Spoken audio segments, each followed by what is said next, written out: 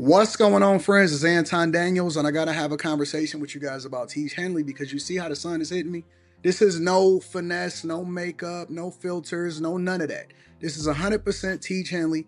I use it in the morning as soon as I get up, right after I pray and brush my teeth, jump in the shower, and I'm hitting the streets because you never get a second chance to make a first impression. So even though they're giving you 40% off your first order, 20% off for life, even though you may get a free gift, forget all that, right? Because we would do this even if it was full price because it's worth that much. I'm in the streets, I'm kicking it with people, and I see Dusties everywhere. You don't want to be them. You want to separate yourself. And the way that you separate yourself is self-care. Ladies get it for the fellas. Fellas don't wait for the ladies to get it for you. I'm about to hit the streets right now, and I'm feeling confident. I'm feeling great. I mean, I already got confidence, but to have that extra boost of confidence, knowing that you've taken care of yourself and you set yourself apart from all of the rest of the sheep that's walking around making bad decisions on a daily basis. And it's reflected in their actions. It's reflected in the products that they use. It's reflected in the people that they follow. And so if you're trying to level up, if you're trying to make sure that you look good, they're going to send you the pack. They're going to give you all of the instructions on how you're supposed to use it. Then make sure you get your Teach Henley. Again, 40% off your first order, 20% off for life. Get your free gift. Make sure you tap in with your boy Anton Daniels because Unc is never going to lead you wrong. I would never have you use a product that I don't use myself. Again, they've been rocking with me for a long time. Make sure you get your Teach Henley. I love you. I appreciate you. I'm going to holler at you guys later.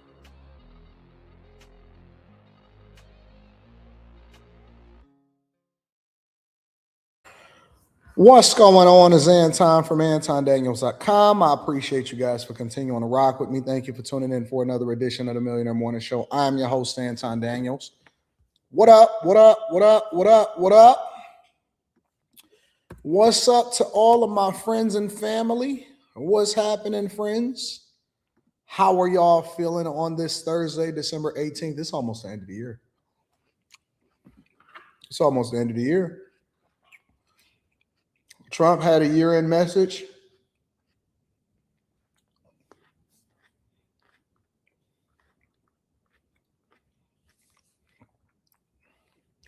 Trump had a year-end message, so we're going to go over that. I think we got Fani, Willis on deck. We got a lot of things that's on deck. You been in monk mode, Jarius Phillips?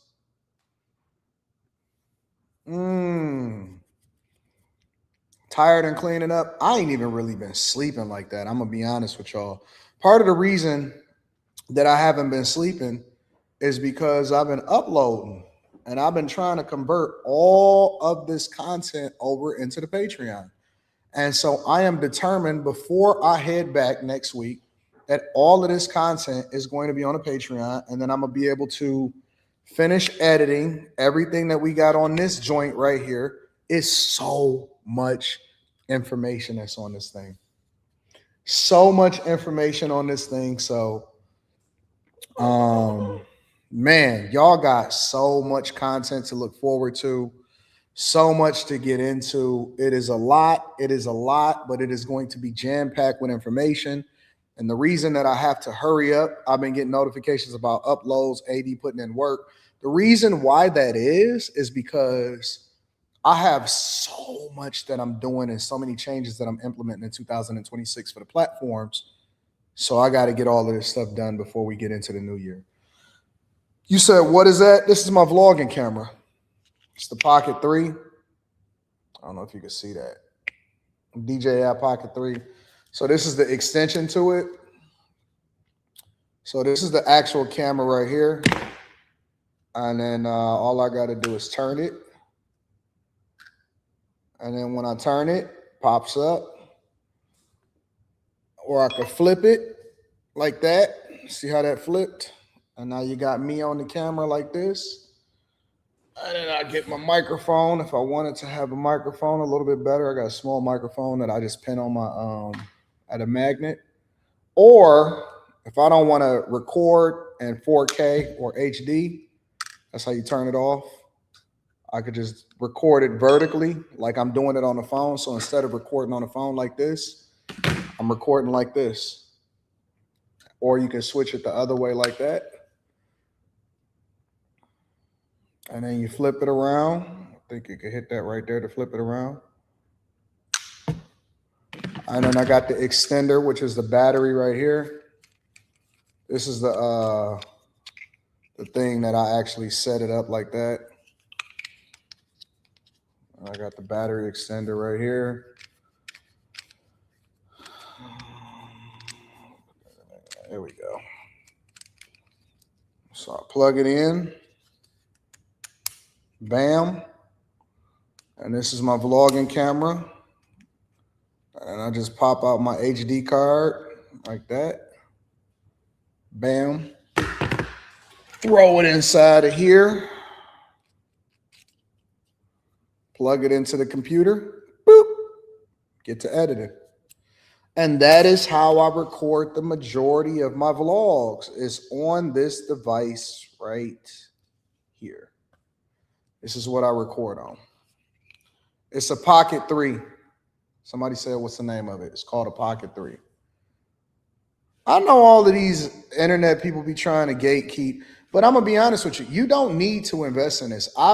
This is pretty expensive in my opinion for a camera. A lot of people do the big cameras, the Nikons, the Sonys. I like to use this to vlog because it's easier for me to break down, and then I could just throw it inside of my backpack. I put it inside of this slot right here on my backpack. Just throw it in there. So it's easier for me to carry and break down. But I'll tell you, and then I also got like the little microphones as far as like the covers so that I don't get the wind and stuff like that. But I will tell you that I still vlog. Like, it doesn't matter. I'll still grab this and be talking on it like this, and this works just as well. So the quality of the content is still going to be the same.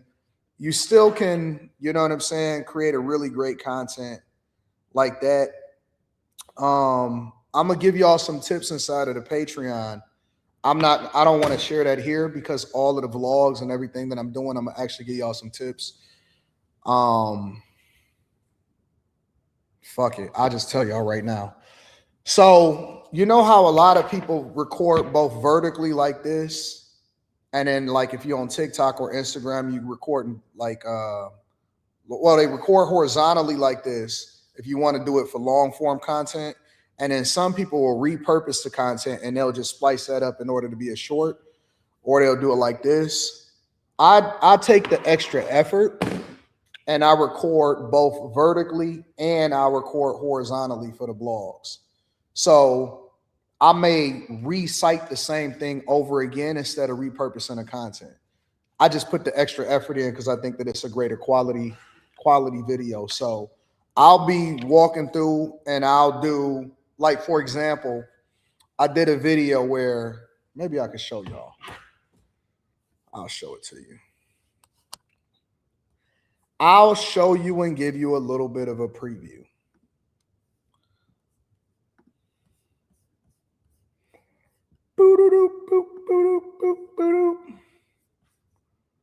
So, is that the one? All right, so I'll show you this one. This is only really going to be on, so I'll show you that one, and then I'll show you the difference. I'll do a compare and contrast to kind of give you an idea of what I'm talking about.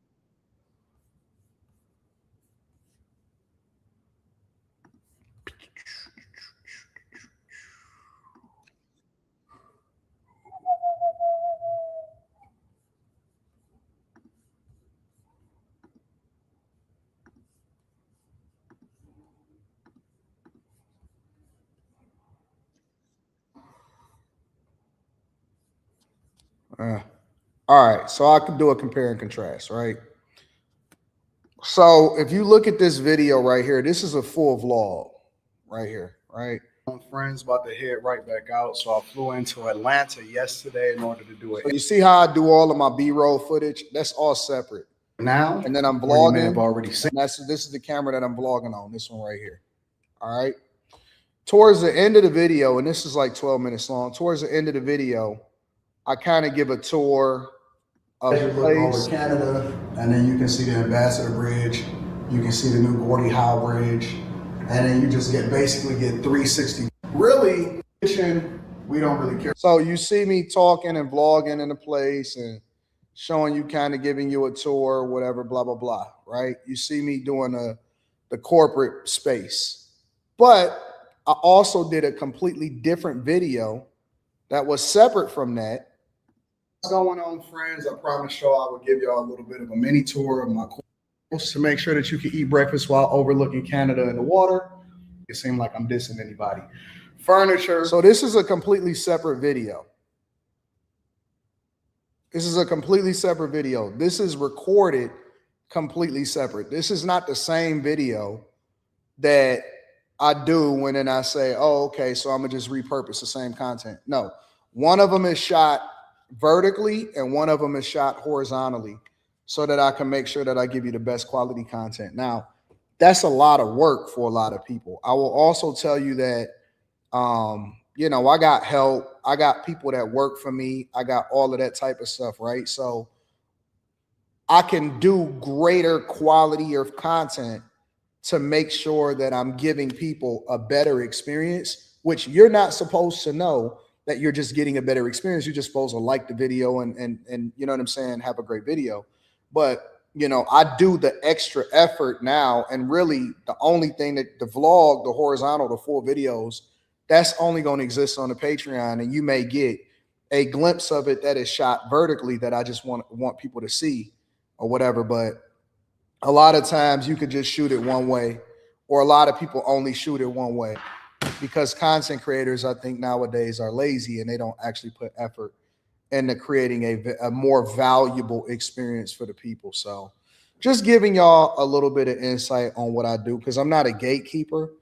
And I like to make sure that people understand exactly how it is that they can be successful. So you don't need this. You have a good enough camera with this. Shoot it on your back camera. Stop shooting everything on your front camera. Start shooting it on the back camera. This is the best camera. So learn how to shoot your stuff and maybe, you know, get a rig or something like that to shoot it on your back camera, because a lot of y'all are shooting it on your front camera and it looked like you're recording on a potato, or you don't even wipe off the front of your screen. And wipe off your camera before you take your photos so you're not looking stupid out here in these streets. All right? All right. And before we get started with the show, let me also say that I think that a lot of people don't really appreciate what they have. People don't utilize the tools that they have. Man, I was driving around San Diego. I did a little bit of, you know, meeting up with people, shopping, linking up, and all of that stuff. Y'all used to this. What brand of computer do I use? For everything, I use Macs. So everything is a MacBook Pro. Everything that I do is a MacBook Pro. All my stuff is Apple. It's easier for me to port stuff over to or whatever. Y'all used to this life out here and stuff. Y'all used to it, so you comfortable. That's what I learned. Since I've been out here and I'm looking at the water and I'm looking at the mountains and stuff like this, y'all comfortable. Y'all feel good about yourself. And so you out here and you California living it up and you're taking it easy and you're on easy street. Person like me come out here from Detroit, man, I'll take over this whole area. I could take over this whole city, bro. Real talk. Because see, I'm not comfortable. And that's what people are. And it ain't just here, it's everywhere. It's a lot of people that get comfortable. Y'all get comfortable in everything that y'all do. Y'all get comfortable at your jobs. That's why it's easy for you to get laid off. Then you want to have a sense of urgency when they lay you off because you're trying to figure out what to do. Y'all got comfortable in your relationships, and so you can't figure out why he not attracted to you no more, or she can't figure out, or he can't figure out you know, what's wrong. Is because you comfortable and you stop striving for greatness. And people, you a different person than when you first came into the game. It's content creators that come into this thing and they comfortable. They happy. They've had success. They're taking vacations. You know what? I have to have a mental health day. I got to figure it out. And when you get comfortable, it's always going to be a person like me that's in the tuck like, yes, I'm glad they're comfortable. So now I can go ahead and sneak in and kill it a little bit. Y'all come into these cities and you've been born into it, or you didn't had a little bit of money for a long time, or you making a little over 6 figures, and so you think you hit the pinnacle of what you got going on, and so now you comfortable. You comfortable. DA Foundation says people are tired though, AD. Cool, I'm with that. Get some rest. Get some rest. Get rest. I want you to get some rest. I want you to make sure that you rest up and you get yourself together.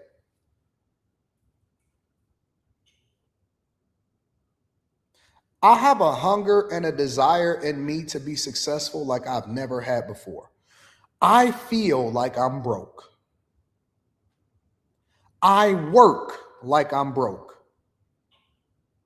I hustle like I ain't never had nothing. One of the best things that ever happened to me is to get it and lose it so that I can remember where it is that I came from. And every time that I see somebody get comfortable and I say,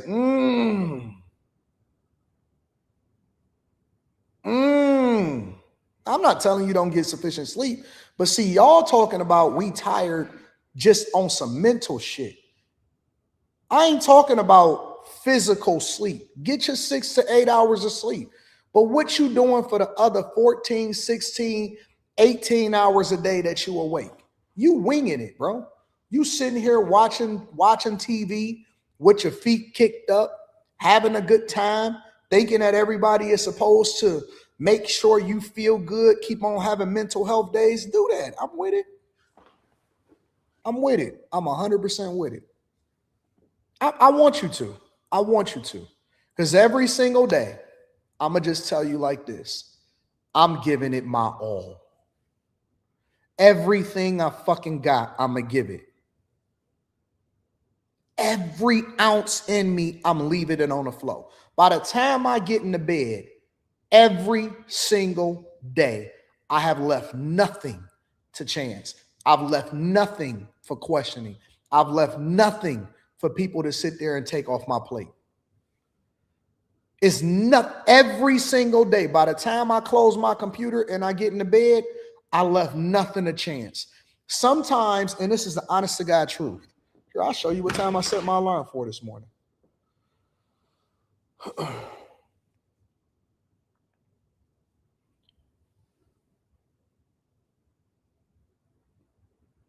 That's the time that I set my alarm. 4:35, just in case I miss one or I want to snooze. 4:30, and 5 is the time that I set my alarm for. That's the honest to God truth. I don't, and listen, you got to remember, this is East Coast time right here. Because see, this phone right here, it say 10:40 a.m. So this is operating on East Coast time. So West Coast time, I'm waking up at 1 a.m. I still operate on East Coast time. So West Coast time, I'm waking up at 1 a.m. This phone say 7:40. This phone is 10:40. Give a fuck about what y'all talking about. Can't nobody tell me what ain't for me.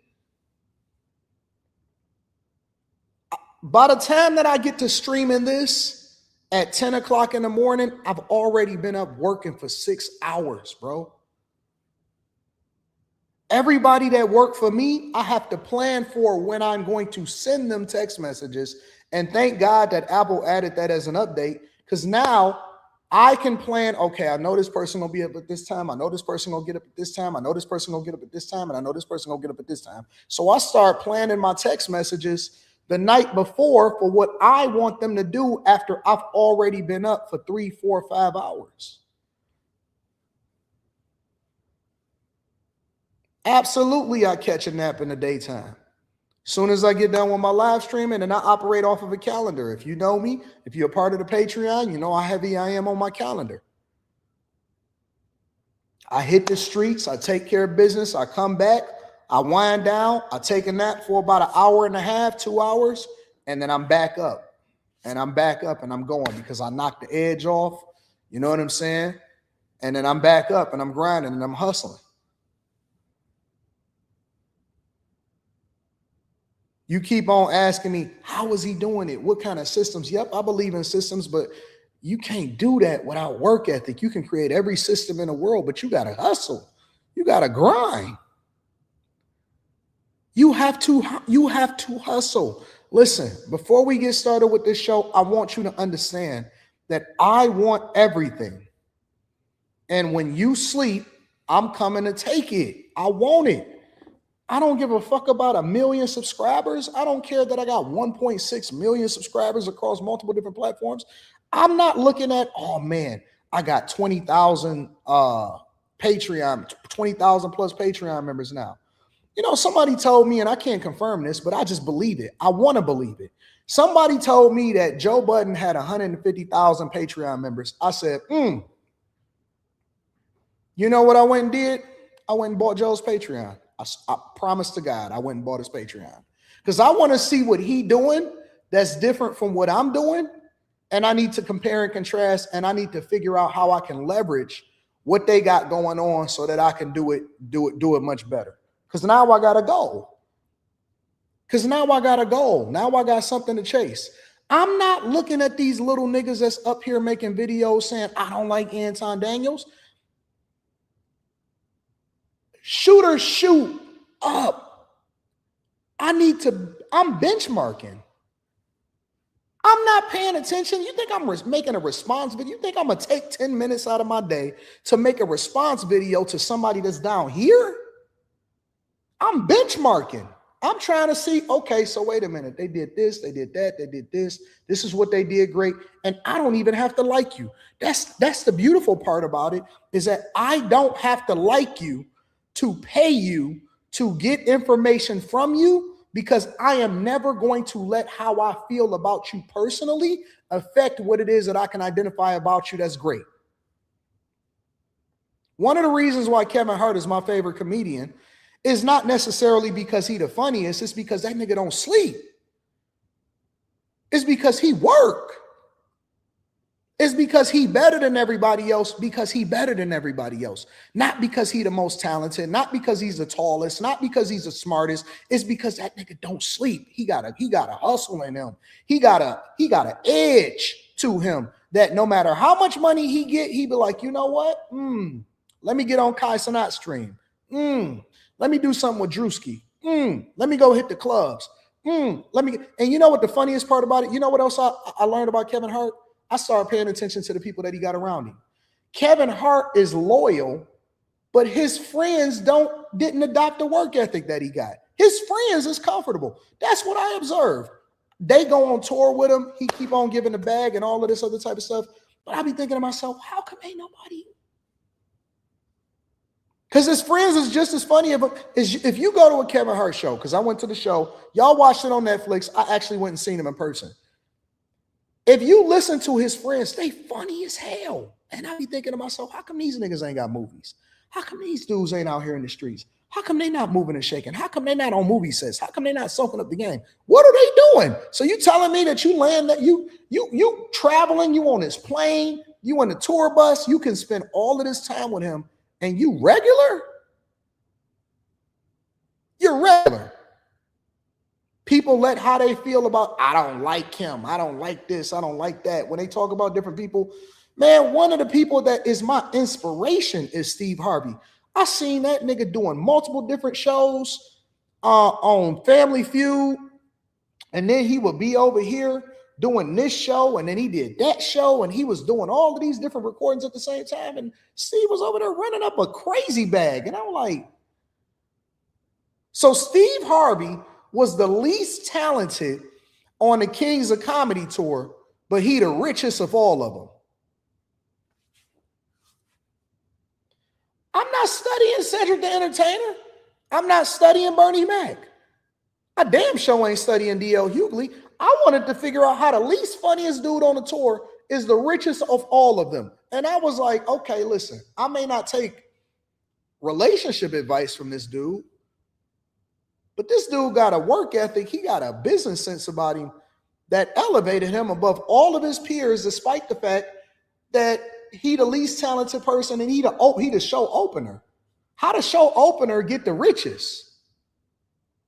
See, you look at Bernie Mac. Bernie Mac was the man. Bernie Mac was funny as fuck, but I don't give a fuck about laughing. I'm trying to figure out what is the business sense of this whole situation. And so when I came out here and I'm in San Diego and they laissez-faire, I met some people at breakfast yesterday and they said that they were wholesale clothes. Because I look at the watches. The first thing I notice about you is your demeanor, your watches. 3 white boys sitting at the table next to me. A guy came over from the table next door and he was like, oh man, I love your content. I appreciate you, which got their attention. So then they look at my watch, which I know he already noticed, but he had on the platinum Rolex. His homeboy had on a professional, the date just, and the other one I think he had on the AP, all plain Jane. And so I'm listening, I'm ear hustling. I'm having breakfast, but I'm ear hustling these niggas. Then when the guy came over and said something, this is the honest to God on everything on my father's grave. I'm ear hustling, so I know what they're doing. I know that they're about to go to Vegas. I know they're from Miami. I know they visiting their parents here in San Diego. And so now I need to know what they do. Guy comes over. He says he appreciates my content. I shake his hand. We kick it for a minute. And then I hear them get quiet, which is my entry because I didn't want to interrupt them. So what's going on, guys? What y'all doing? What do you guys do for a living? So he started explaining it to me. Hey, man, I do closeouts for wholesale, clothing and stuff like that. And so he started explaining it to me about the capital that you need. And a lot of people are not capital intensive. And, he was able to do the closeout. And then I asked him about tariffs and how that was affecting his business. And so we started connecting and having conversations on that. We wound up exchanging information. And that's where you start to get your business sense from. It's natural for me because I look at these people out here as food.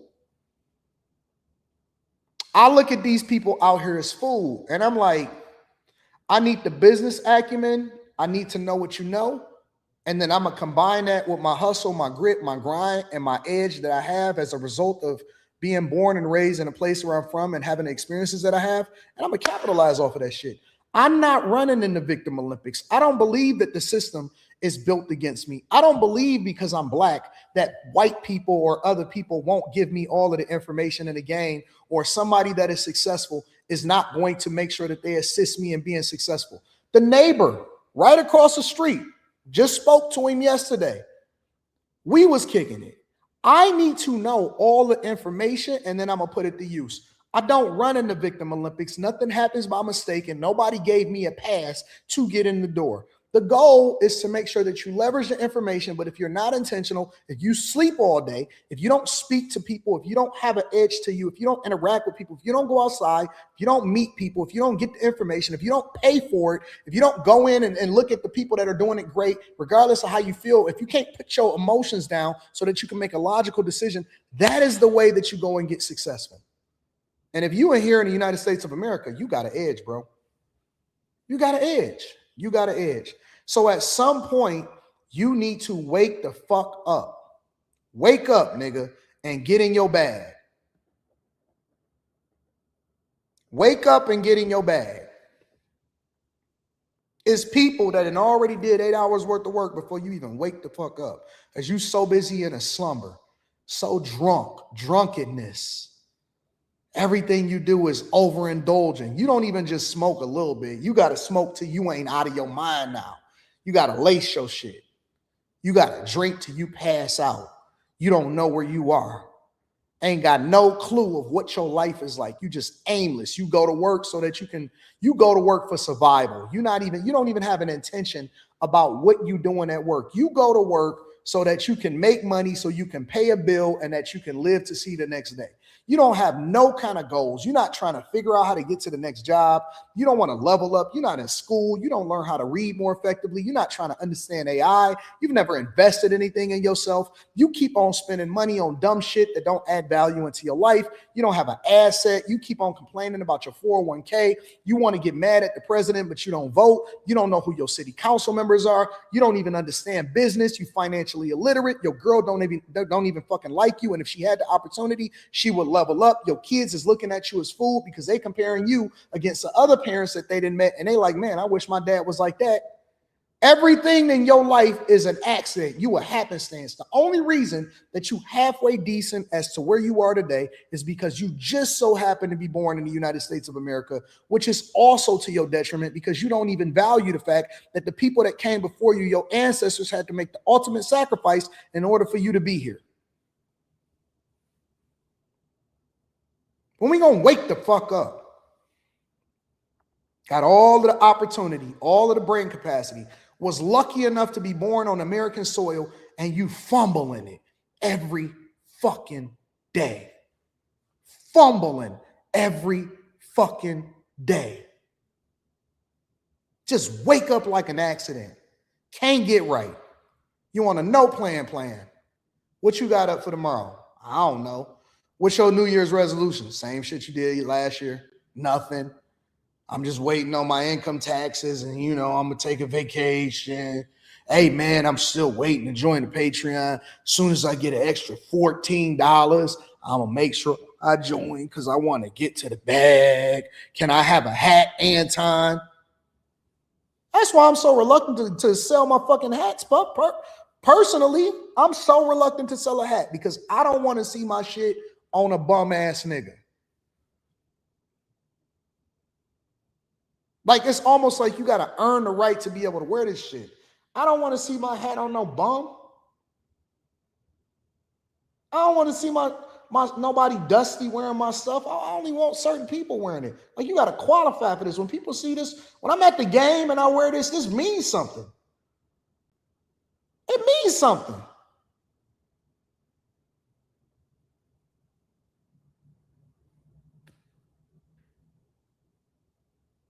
It means something to be a part of the group. Even the people in the Patreon, I said, do y'all want to open up the Discord to the general public? It was like, fuck no.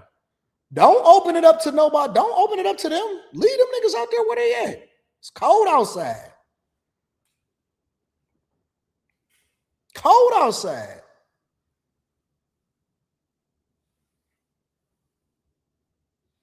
If you don't like your job and you don't like the position you in, why you still there 5 years later?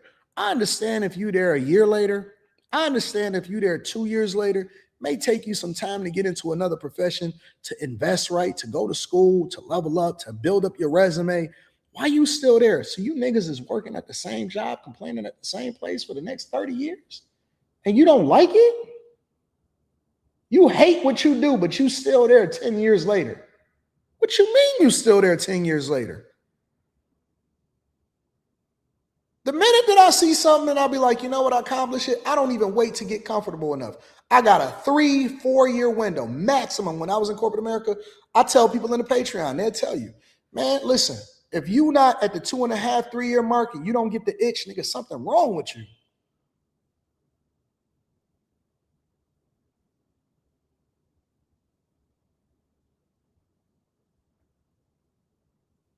Wrong with you. Broken. Bro, you got to operate like the king of your castle. The next nigga that I hear, and I'm about to get into the live stream for real. The next dude that I hear that complains about how they chick ain't on board, I don't want to hear nothing about that in 2026. Get it out of your system. Get it out of your system right now. You are the inspiration. They got to stop you from going outside. They got to stop you from hustling. Your chick should be sitting there saying, I don't want to be left behind. I got to make sure that I level up. I ain't letting you go. I got to make sure that I stick with you. I'm never going to let you leave. Your chick should be worshiping you because you the GOAT. You the GOAT of your crib. Your kids should be like, man, I want to be just like my father. Man, that's my twin. You see my dad? If your kid's not proud of you, bro, 2026 is your year. You turning that shit around. Make sure you join the Patreon. Link is in the description as well as pinned to the top of the chat. This ain't for the weak. This ain't for the suckers. What I got going on and what I'm doing going forward, this ain't for none of them. This ain't for them. This is for the winners. This is for people. We not trying to figure out how we can lower ourselves so we can be like everybody else and be relatable. If you one of them type of people that always say you need to humble yourself, go suck a dick and find somewhere else to go be bored at with their live stream.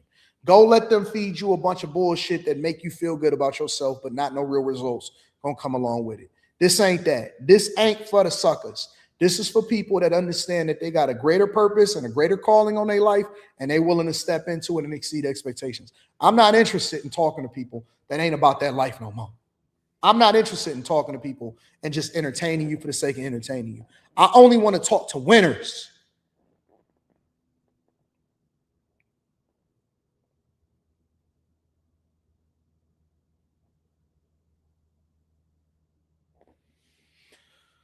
Let me read some of these super chats and we're going to get into it, man. Let's rock. Let's rock. First of all, I want to give a shout out to my girl, Molly.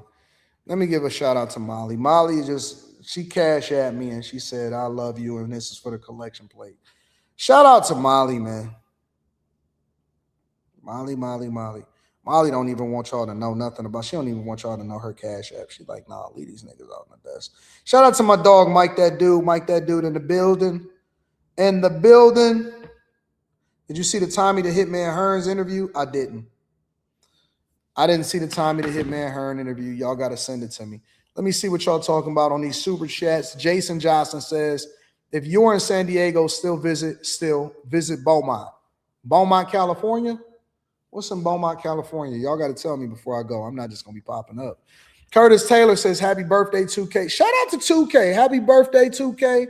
And Slimmy was 1,000% correct last podcast, but I'm ready to turn up tonight. Episode finna be lit. I'm going to wait till tonight. I'm going to wait till 2K come on the podcast before I hit him off. I want to make sure he's good.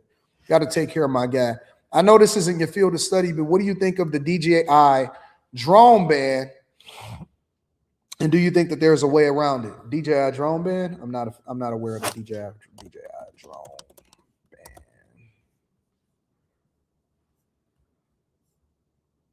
Oh, they being banned because because it's a Chinese-made drone. Has nothing to do with flight safety or the FAA or federal security policy, with no government agency taking the lead to fulfill the requirement. Security audit of DJI gear. The company is about to land on Federal Communication Commission's covered list and then shut down future approvals of DJI drones, cameras, and gimbals sold in the U.S. So they're doing it because they're not made here in the United States of America. And as a part of national defense, they don't want any kind of surveillance or Chinese companies taking advantage of U.S. So that's why. So they're using it as a national security. I think that they're trying to leverage them and trying to force them to do business on American soil. They're prioritizing all American-made companies and American-made products. That's what it sounds like. Rashawn says, thank you for the daily value add and showcasing what consistency look like. Shout out to Rashawn. TS Car Wash and Detail Service says, thoughts on the weekend catalog sold for $1 billion. I think that it's a mistake. It's a mistake. I looked at an Eric Sermon interview that he had on, I think it was the Breakfast Club, and he spoke about ownership. I don't care about rich people that get richer by selling their catalog. The Weeknd is a Canadian anyway, so I don't really give a fuck. But I believe in ownership. I believe in ownership, and I believe that if he sold it for $1 billion, then that means it was worth much more than that. And if he sold it for $1 billion, then imagine how much Drake catalog is worth. And I pray that Drake never sells. I pray that Kendrick never sells his catalog. I pray that none of them ever sell their catalog. I believe in ownership, bro. Own your IP, own your stuff, pass it down to your children, and teach them the importance of preserving your legacy and owning everything. Long term, the only thing that is going to matter is ownership and assets. Think about it like this. You saying $1 billion, right? I'll get into it. I'll dig into it. We'll use that as a subject. Let me throw that on the docket and I'll talk about it. I need to get my iPad out. Where's my iPad? I'll get it in a minute.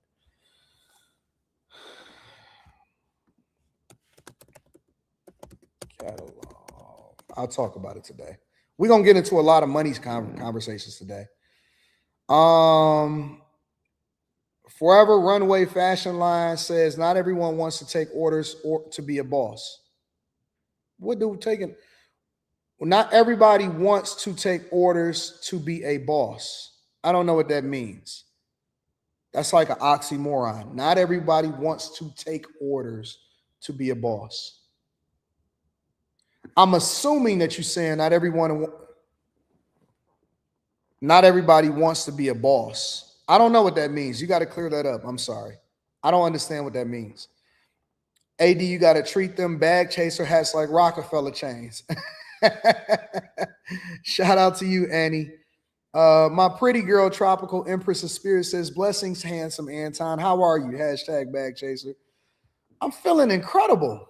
I don't know what it is about San Diego and this California weather. I keep telling y'all it's different out here. Roderick Reed says, let's go. Anton, you and Kevin Samuels taught me how to stand up for my beliefs as a young black man. Thank you for real. Never stop being you. Shout out to you, King Q. I appreciate you, bro. Getting the chick prego can slow or stop your dreams, says Forever Runway Fashion Line. Dre the Dream says, what up, though, with the 10 ball? TS Car Wash and Detail Service says, Chris Brown said he never selling his catalog. Shout out to Chris Brown. I love that. Damn drones are part of my business. Well, I mean, you're just going to have to be able to get to another drone company. There's other drone companies, right? Got to figure it out. Got to figure out a way. Got to figure out a way. All right, y'all. I want to share this video with y'all first before I get started with the show. Because I seen this, and I'm like, what the heck is this? What is going on, right? So let me close that out, close that out, close that out. I got to share this video with y'all.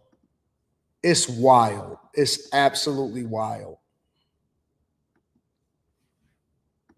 It wasn't like that when I first met her, which was like end of August, beginning of September.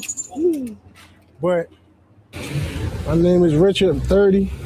And what got me out here is I was on my way to work, and I run into a nice, pretty girl out here. How we linked up is I was walking. I don't need to go into full details with that, but I was walking, seeing her. I was like, damn, you too pretty, guy. What you doing out here, Ma? And then she started talking to me. We had a conversation, had a spark. I mean, like I don't use, but turns out that, she did her little choosing of her drug, and we just was talking and stuff like that. Went on a date with her, and from there I just ended up liking her a lot. So it grew from there, and I started coming out here every day, as I'm going to work, checking on her before I go to work and after I get off in the morning. So what else? Yeah, so y'all different.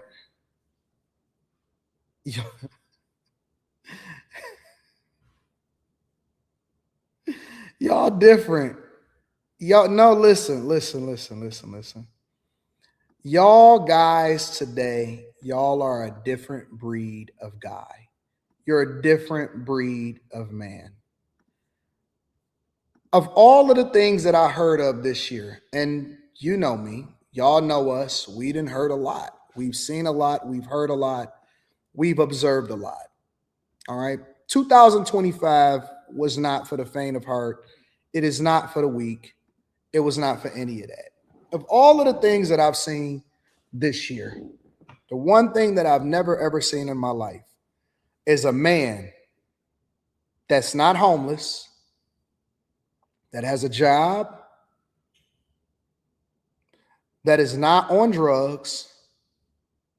I've never in my life seen a man get addicted to, or let me revise that, not get addicted to, get into a relationship on his way to work by meeting a dope fiend. I've never in my life heard of a man that is in a relationship and y'all so hard up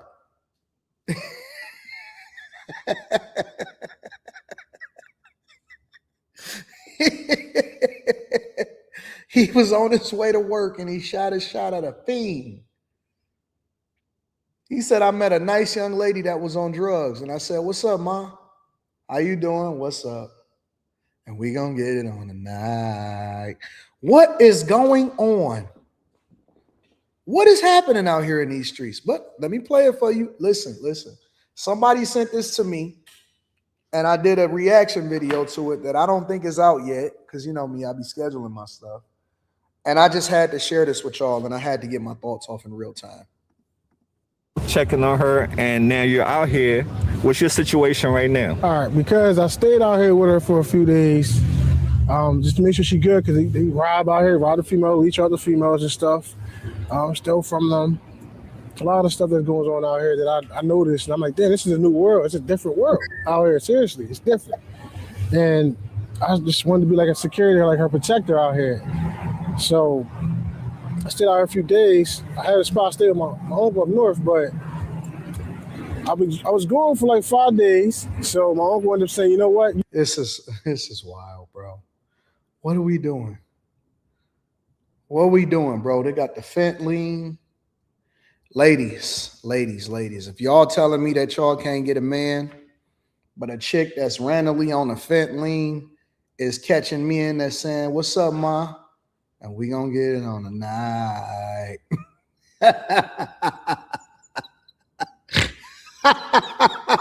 Yes, that's his girl right there. That's his girl. Philadelphia, y'all in the building. What up, though? He had somewhere to go pretty much. It's on the third. He don't like her. She was able to come on my spot a few times. I'm paying my uncle rent. He decided that he didn't want her to come over anymore. So then I started coming out here. After a while, I ended up becoming homeless. So now I just stay from time to time at my brother's house. Ladies, get you a man that's willing to go homeless for you. Or I'm out here. But I do not use drugs. I mean, it smells good. It looks good, but I never would do it. It's mind over matter. But what else you wanted to know? Hey, these are the type of niggas that be in my chat saying, man, you a sellout, man. I can't believe it. I don't know why you sitting. This dude said, you know, I thought about it. It smelled good. It looked good. What does drugs smell like?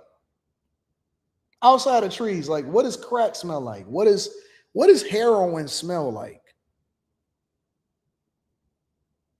What is that? What does that smell like? So you willing to go homeless after meeting a fiend on the streets? Jesus, Lord have mercy. So, even though you don't use drugs, does you get tempted, being that the other half do? Does it make you tempted to try it? Yeah, I get curious sometimes. I ask her, about it, but she won't allow it though. You know what I'm saying? She don't. Crazy. And sometimes I look at it like it's a joke. That's what she do hate about, She's like, no, this is serious. And because of her past situation, she didn't want me to go down the same path, I ain't gonna lie, I did ask her a couple times. But. Well, how do y'all support? We can't be down this much, fellas.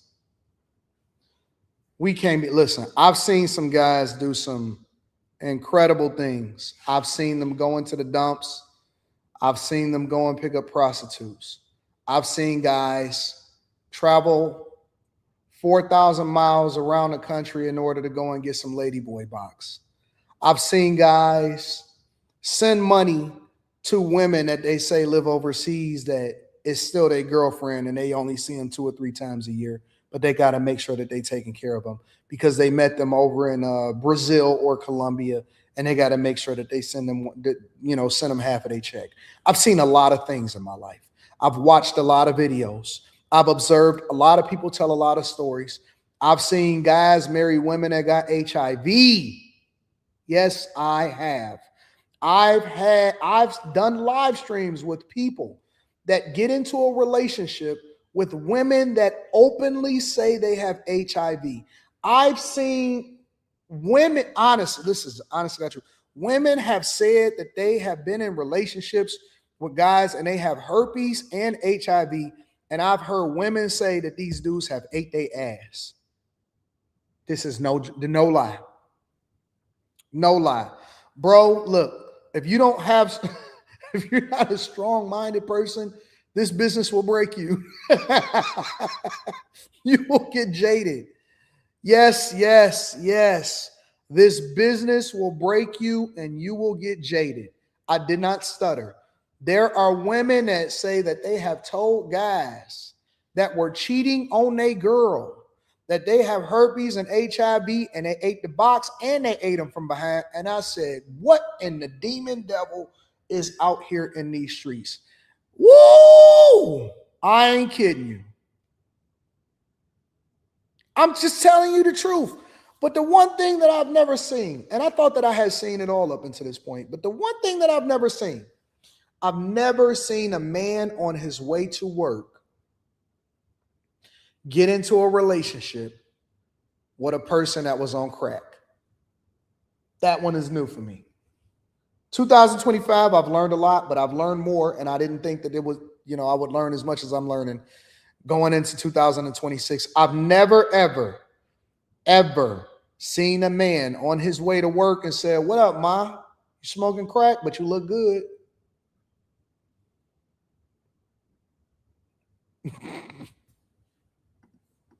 Habit.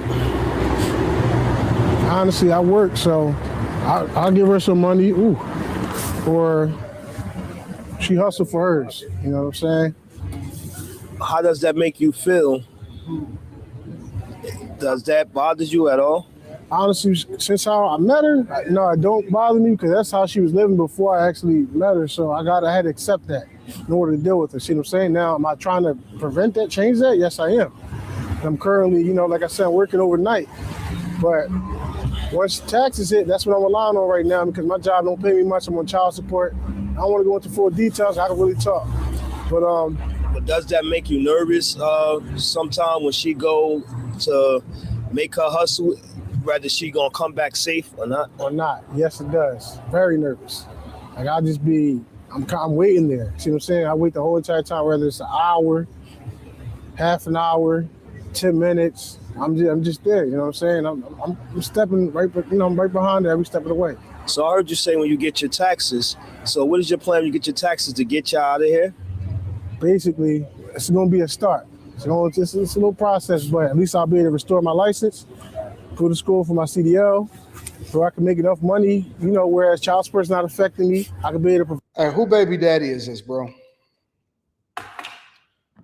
If you in this chat and this is your baby daddy, I know you're embarrassed, but I need you to tell me what's going on. Who baby daddy is this?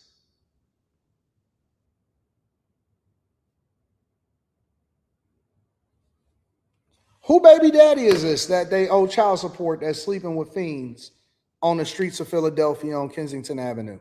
Whose baby daddy is this? That's all I want to know. Whose baby daddy is this, bro? Provide a spot for, myself. You know what I'm saying? Being as though I'm 30 years old, I can have a spot somewhere safe for her to be at, warm, and get her back into the hospital to go through her detox process and get recovery. So, do you really love her? Honestly, I do. I ain't gonna lie. I can call her what y'all want. I do, though. She's really different, though, especially when you catch her sober. She's a different person. She had a decent personality, beautiful smile. She's very bright. And remind you, she got me about 4 years, so just some things she could teach me, you know what I'm saying? It's a lot of things I can teach her. You know what I'm saying? Like, that's like, listen. I seen this prostitute one time. Gorgeous. You know what? But if she wasn't a prostitute, you know what? She got a good personality, though. I did an interview with a girl that had HIV. Gorgeous. But if she didn't have HIV, man, if you can see past that HIV, if you can see past the herpes, if you can see past this, man, do you know how good of a girl that would be? When it's this one chick, I don't know what's wrong with her, bro. She always giving head. But if she could just stop giving head, and if you would just like talk to her for a little bit, you see her personality shining through. What are we doing? What are we doing here? What are we doing here, bro? What do you mean if you could see the real them when they sober? No, this is not a skit. This is real on the streets of Kensington Avenue. I couldn't believe that somebody actually sent me this and said, Anton, you need to review this, and this is crazy. It's absolutely crazy.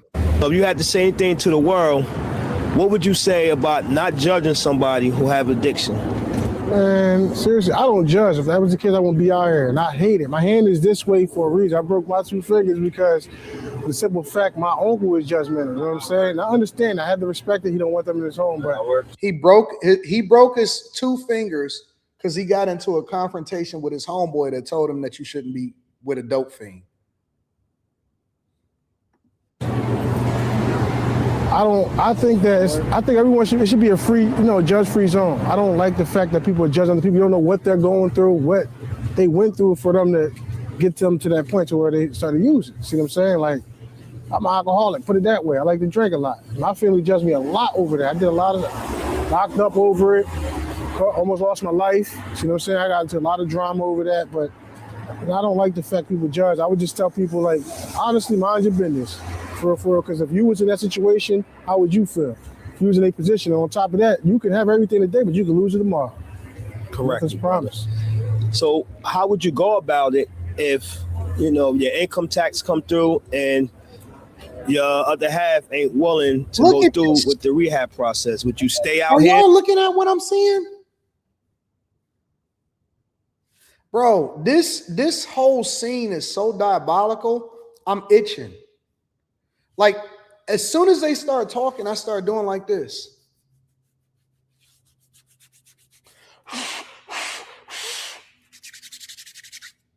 Ooh. Ooh. You know what I'm saying? Soon as I start putting this video on, I start doing like this.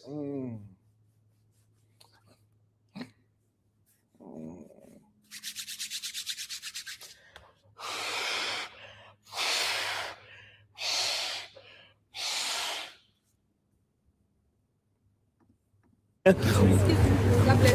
Only remember this will love you. 1 second. That's God bless you, sir. This will love you so much. Follow this. God bless you. Thank you. So I'm taking it from the top, right? So how would you go about it once you get your once you get your income tax money and the other half decide that she don't want to do the rehab? Would you stay out here or would you continue to go on about your life? Honestly, as many times I thought about giving up, just saying forget it all, I'm still here though. And she really appreciates that, especially when it's a time of need. Like, she tell me all the time, like, I really love you, I appreciate it. And it's hard to let her go though. You know what I'm saying? I really love her, so I'm gonna stay by her side. So it's getting cold out here though. So in the meantime, are y'all seeking shelter? Honestly, yes. I have a lot of resources in my bag. I just got yesterday, so I'm gonna actually look into. I actually called the outreach, and they got back to me. But wow, bro. It's a process with it all. So I'm actually looking into either get the details, but I definitely had to check the situation. And how often do she have to, get well during the day? Man, being honest, constant. It wasn't like that when I first. What, a snow bunny? I can't tell if this is a snow bunny or not. Is that a snow bunny? I don't know what this is, bro. First met her, which was like the end of August, beginning of September. But definitely it is constant. It grew to that. She have a high tolerance now. Yeah. But she good. Got them Team Jordans on. You know what I'm saying? That's a sign.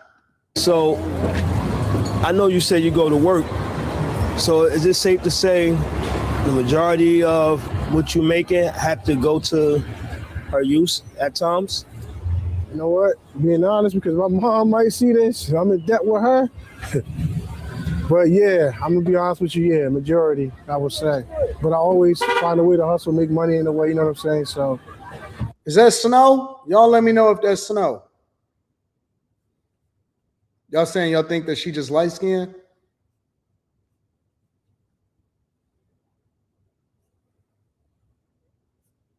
Some Team Jordans, man. Some Mexican Jordans, bro. Whenever I see a nigga with them Team Jordans on, or if you know what I'm saying, like, and then don't get me wrong, all shoes are good shoes. Whatever it is that you can find, don't put it on your feet. But when I start seeing them Team Jordans, bro, I'll be like, yeah, that nigga is on the downward slope. And he either cut grass, do construction, or he talking to a chick that he shouldn't be with. Real talk. Like the minute that I start seeing a dude with he getting back on his feet, he start getting them Team Jordans and them Spanish Jordans.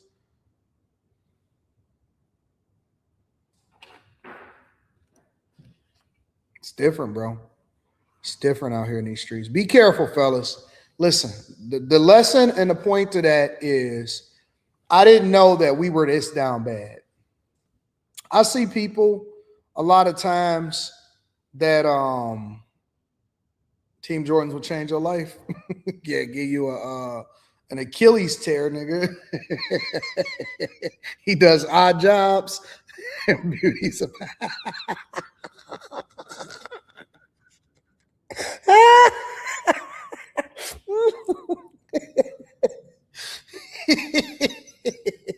Y'all saying people that wear Mexican Jordans always doing odd jobs?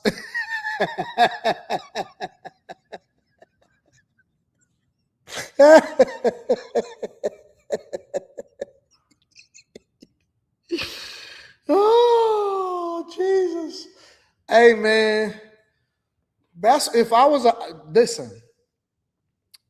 if I was an ICE officer, that's the first thing I would look at is the person's feet. Hey man, what kind of shoes you got on, bro? I got on some Spanish Jordans. Hey man, let me see your papers.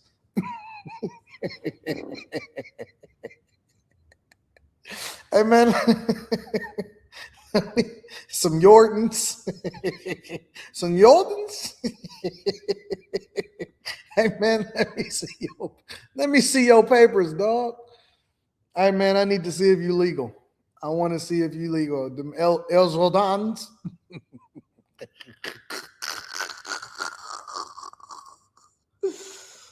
Oh shoot. Man, y'all can't be down this bad. It can't be this bad. It can't be this bad. They can't have this much of a chokehold on y'all, bro. They cannot have as much of a chokehold at all. At all. We got to do better. We got to do better. Shout out to Philly. Shout out to Philly. They keep asking me if I'm going to have a meetup in Philly. Where? Where can I safely have a meetup in Philly at? Yo, Anton, that Miami stripper that responded to you from yesterday want to be on your show. Let me see what she's talking about. What's her name again? I forgot what her name is. What's her name? I got to find her name. I forgot what it is. I think it's Mel or something like that. Mel Fine Ass. Melly Fine Ass. Is that what her name is? Let me see what she's talking about. I don't usually respond to people, but I had to respond to that because I thought that was a pretty interesting response. Melly. Is this her?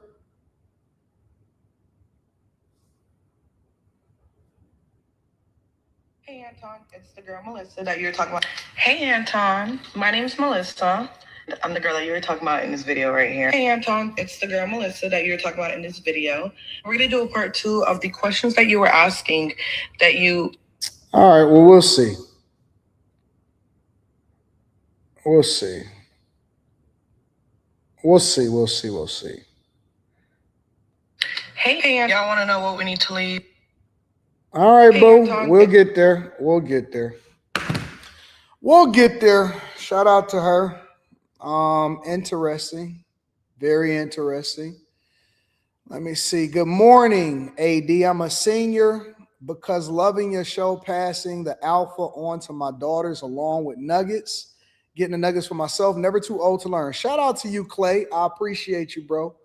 B Hunter, I appreciate you too. Make sure y'all tap into the Patreon, man. If you're not a bag chaser, if you're not a Patreon, man, I got some shit for y'all. As soon as I get done porting all of these videos over, I got some stuff for y'all. When will you be doing anything? When will you be doing the foundation, LLC says, or DA Foundation? When will you be doing anything for the creative and performing arts, music, and fashion? Please collaborate with the foundation, LLC. Send me an email, bro.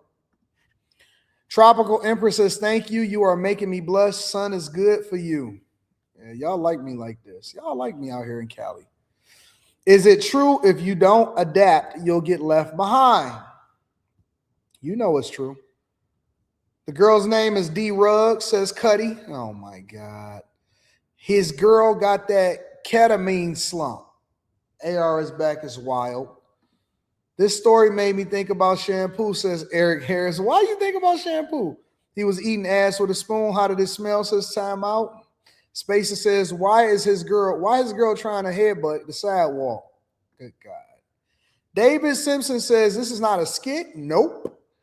Got to go to rehab after watching this, says David Simpson.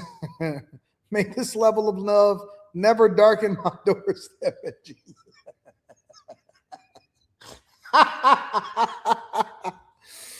Oh, J Ben says, never knew I'd see a slow-mo Fent twerk before 26.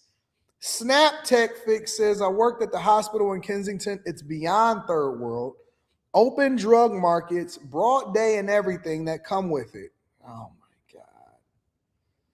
I've never, ever, ever, ever, ever, ever, ever, ever, ever, ever in my life ever wanted to try crack, cocaine, cigarettes. I just never, bro, you grow up and you see these niggas jumping through the window and you be thinking to yourself, I remember one time I had this a neighbor, his name was Bernard. We used to call him Nard. He always used to say, Earl the Pearl, you know. Y'all don't know nothing about her. Y'all so focused on Jordan and Pippen and Bird. Y'all need to go Earl the Pearl. Earl the Pearl. Actually, I did a video with Bernard before. Where my dog Bernard at?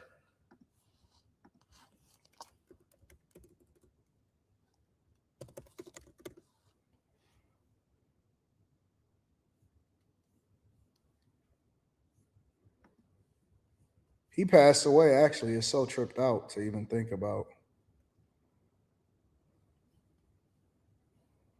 It's, because we got to go and do Earl the Pearl.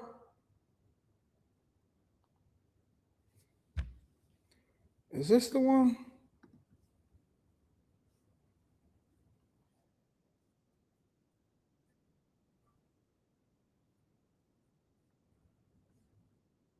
It's liberal time. Can't do liberal time.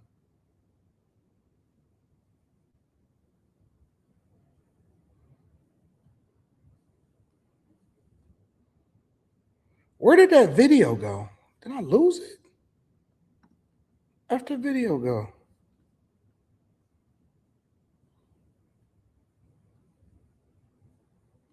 I don't know what I did with it. I'd have to find it. Childhood home.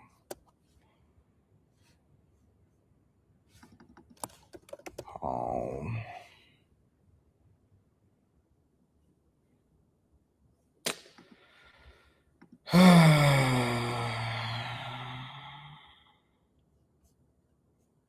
I don't know where the video is. 50. Man, I got old hoop videos on here and everything. This is so tripped out to see some. Whenever I go through some of this old stuff, I'll be sometimes thinking to myself, like, maybe I should get rid of this.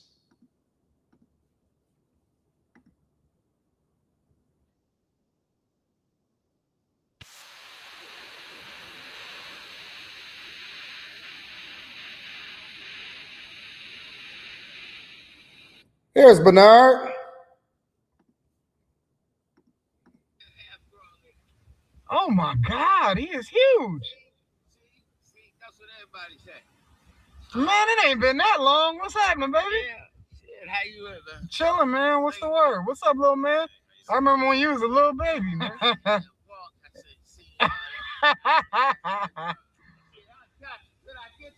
Yeah, you did. Hey, Nard, can I walk in the yard? It ain't been that long. God, he is huge. See, that's what everybody say. Man, it ain't been that long. What's happening, baby? Shit, how you living, man? Chilling, man. What's the word? What's up, little man? I remember when you was a little baby, man. Yeah, that's my boy Nard. Nard was a little bit of a basehead. He smoked a little bit of crack, but Nard was a functioning crack addict. It was a little different back then because, you know, they didn't have all of the extra chemicals. They didn't have, you know, they didn't have none of this stuff. This is when I used to do bike life. This is back when I used to do bike life. So a lot of people don't know my journey. I didn't already did all of this. I had on a helmet, so my helmet was kind of muffling the sound or whatever. But this is Nard, and I remember Nard used to say, Earl the Pearl, Earl the Pearl. And Nard, you know what was so tripped out about Bernard? Bernard, now that I'm thinking about it, he had this son right here was with a woman, and he was like straight up a fiend crackhead. This son right here, he had him with a woman that had this pretty hair. I don't know what she was, Moroccan or something like that. And she was functioning too. And I was like, what is happening? What is going on? This was me on my old childhood block. Hey, Nard, can I walk? It looked totally different. That's my childhood home right look there. at that, bro. See, that is literally depressing. This is where I was raised, right here on the basketball court. All this is concrete. It's overgrown now, but it's a whole half court that extend back. And my dad, he built this. It's depressing sometimes to see where you came from, to see the places that you're from. Crazy to see some of that stuff. Anyways, make sure y'all hit a like for the algorithm, subscribe to the channel, and turn on your notifications. You watched this video a few years ago? Yeah, man, that's what I'm saying. So I got an edge to me. I got a different perspective. You see that, and then you turn around and you see this shit right here.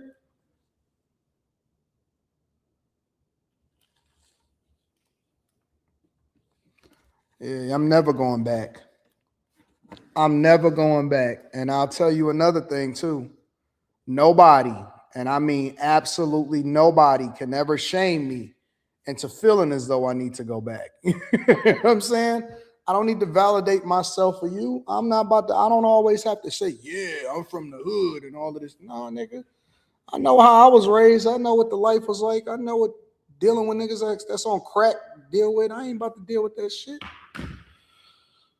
You know, I know where I came from. I'm from the inner city of Detroit. I've never been interested, ever in my life, been interested in trying a drug, despite the fact of being raised in the city. Never been interested in trying the drugs back when I was raised in the city.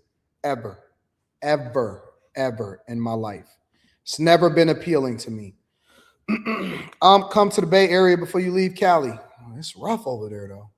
You know, I'm a little bit more bougie now. We'll see.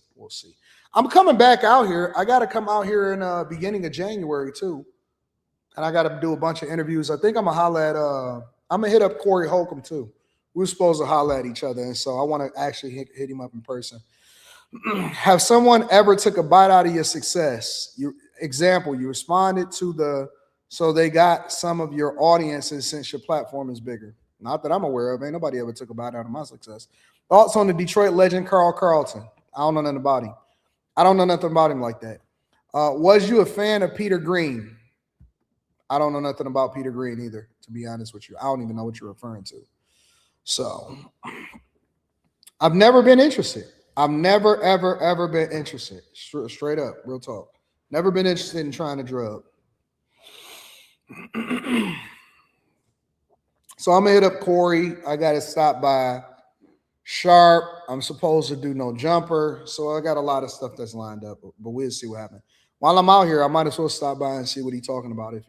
If he'll have me. I'm not saying that he will, but we'll see what happens. Make sure I hit a like for the algorithm, subscribe to the channel, turn on notifications. All right, y'all want to talk about the weekend real quick? Because somebody said the weekend sold their catalog for $1 billion. And me and Slimmy was talking about that, so I don't know how true that is. But they said that the weekend sold their catalog for like $1 billion. So let me see if I can find that. And catalog.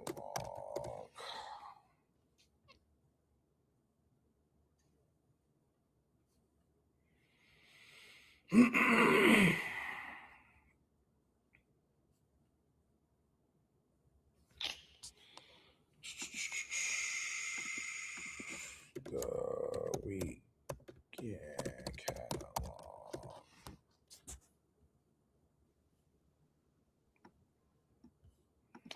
Let's see it on Complex.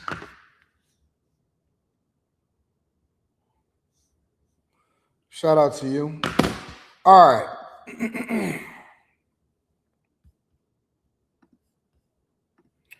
So this is courtesy of Complex. Somebody asked that I cover this, so I'm going to give you my thoughts from a financial perspective. Shout out to the little piece of cheese that ran across the Complex ad. It says the weekend secures a $1 billion catalog deal and retains creative control of his work. All right, so let me dig into this. The weekend struck a jaw-dropping new deal for his music catalog. 35-year-old singer and Lyric Capital Group finalized a business venture in which Lyric has invested in the artist's music catalog from its inception through 2025. Representatives for the artist confirmed that the weekend born Abel and his team will retain creative control over the catalog and remain shareholders and owners in the company. From the beginning of the meeting, it was clear to all at Lyric that Abel would not sell his catalog. He wanted to be more innovative and creative in the way we established a partnership, explained the representative to that end. Through this venture, we constructed and launched a new business model and his iconic catalog whereby Abel and his team have the freedom to execute their creative vision with the entirety of his rights, both publishing and masters. This unique catalog deal sets a new standard for artist equity and control. The magazine also notes that the venture applies, to only the weekend's music masters and publishing through 2025 and does not include any future releases. He continues his partnership with Universal. His publishing catalog remains administered through Universal, XO, Republic, so on and so forth. Because the arrangement is not a conventional catalog sale, the representative said it is impossible to calculate a royalty multiple. Assets were valued at a minimum of $1 billion based on about $55 million in net label and net publisher share, which suggests an 18.2 times multiple. So let me tell y'all what a multiple is. A lot of people don't understand what a multiple is. So a multiple is the amount of revenue or profits that your business generates. So let's say, for example, I say, hey, listen, do you want to sell your YouTube channel, or do you want to sell your business, or do you want to sell your restaurant, right? Or whatever it is that you want to sell. And most of the time there's a rule depending on the industry that you in. So in the music industry got its own rules, depending on how much of your catalog that you own. A regular company, if they want to sell a regular company, then really it would sell at whatever times multiple. So that's the amount that you'd have to multiply, or the amount of years if you ran the business and it stays, consistent over a period of time. That's how long it would take for you to actually recoup. So if he's selling it at an 18.2 times multiple, which is high as fuck, and they generate an X amount of dollars, right? Whatever his share is, then the company actually has a window of how long it would take for them to actually recoup their investment. So if they give him $1 billion, right? And depending on how much of a share they get or how much they make off of his music and how much they can license it, basically, what is the multiple that you would have to sell it at in order to, or the multiple that he feels that he should get from his catalog that would make it worth selling? So let's say, for example, I'll give you a simple, let me simplify it down for you. Let's say I make $2 to $3 million, let's say $2 million. Let's say I make $2 million a year off of my content on YouTube. My catalog, my IP, my whatever, right? I make X amount of dollars per year, right? And let's say, for example, I wanted to sell my catalog, my licensing, whatever it is that I run up to a certain point, up to 2025. How many times of a multiple, right, would I sell it at? How much is my catalog worth, and what would be worth it for me to sell it? If I make $2 million per year, am I selling it at a 4 times multiple, or am I selling it at a 5 times multiple? Am I selling it at a 10 times multiple, right? Do I ever get this catalog back? Do I ever own anything? Do I, retain creative control? Do we do a partnership? So when you're talking about how much a business is worth, right, you ultimately go by how much revenue that it generates, because you want to know what the revenue is, simply because how can you, depending on the type of business, how can you minimize the amount that you're giving back over and what your costs are, so you can then get bigger profits, what your margin is. Your margin is the difference between how much you generate in revenue versus how profitable you are, how much your costs and expenses are. If Walmart, and we talk about this on the Patreon a lot of times when we're going over the different charts, if Walmart, for example, is generating $100 billion in sales, but they only did a $5 million or $5 billion profit last year, then that shows you that they have a small margin.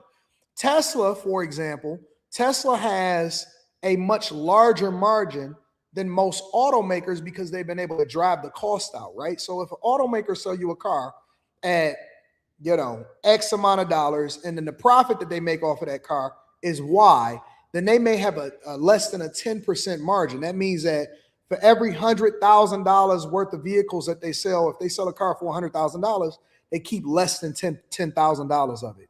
That is a 10% margin. That means the other $90,000 is shipping, manufacturing, worker costs, whatever, right?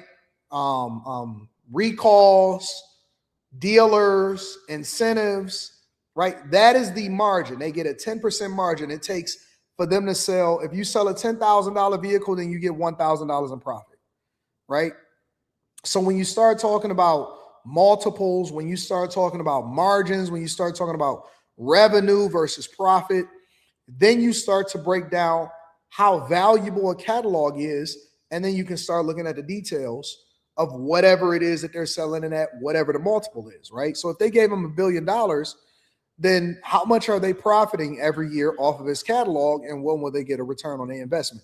Because let's be clear, if somebody is buying your catalog, and I don't care if it's for $1 million, $100 million, or $1 billion, they're not doing it because they like you. They're doing it because they want to get a return on their investment. So either they feel like they can capitalize, they're going to get a higher return, it's worth it. You then get the upfront money because you want to be able to, cash out, and they can license it. They can make more money off of it long term. They know how to market your catalog.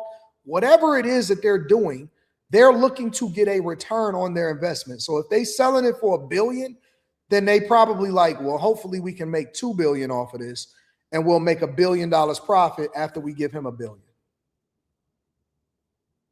All right. Shout out to Julie. Appreciate you. Let's deep dive back into this. All right.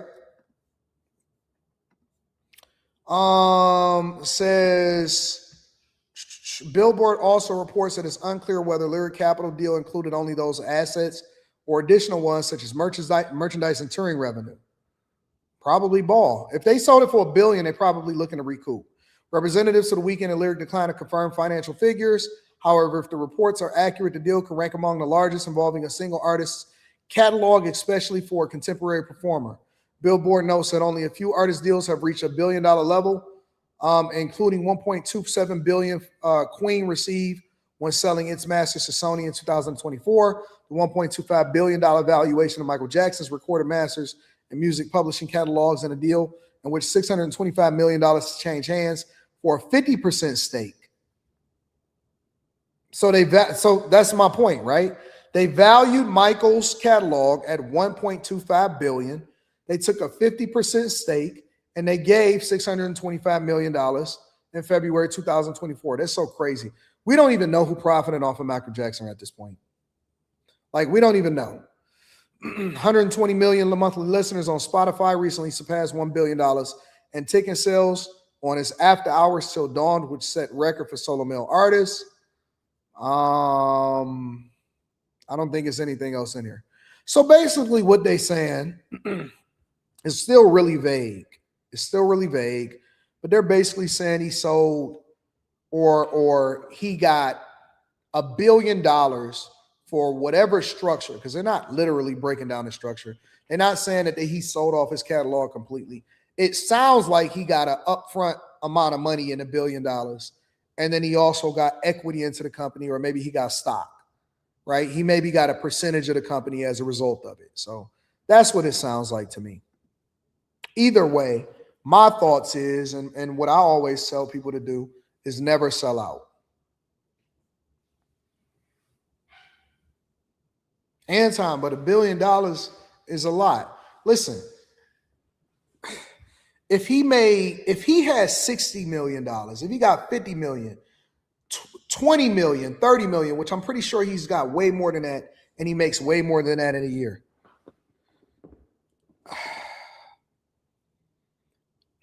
And I can't tell anybody what to do with their own stuff. It's him. Like, you know, I'm not in a position to say, you know, man, this is what you should do with $1 billion, because I never made $1 billion before, right?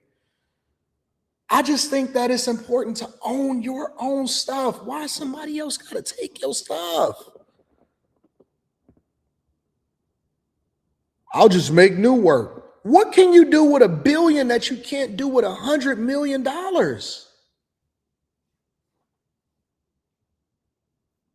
It's what, look, once you get past a certain threshold, is it even about the money anymore?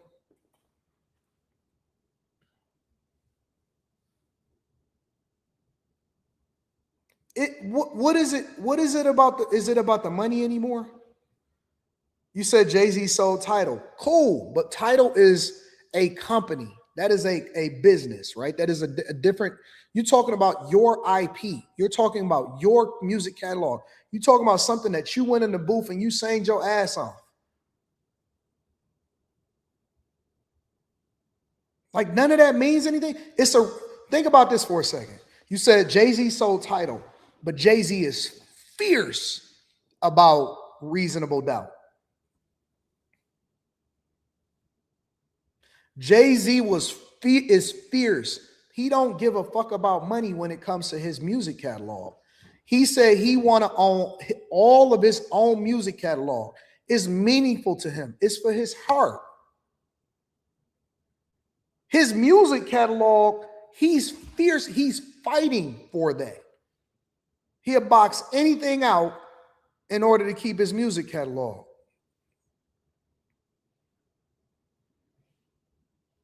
You know what I'm saying? Like,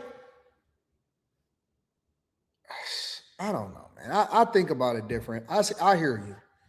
I hear you, the genius. So The Weeknd sold his old catalog. His old catalog is the thing that we love. The trilogy. They turned it from a mixtape into an album, right? That's the stuff that you hustled for, you grinded for, you worked, you got it out the mud. Is it worth $1 billion? Like, is it worth it to sell it for that, is what I'm saying. And I think everybody got to make a decision for themselves. I'm speaking about it from the lens of a person that builds stuff. You know what I'm saying? So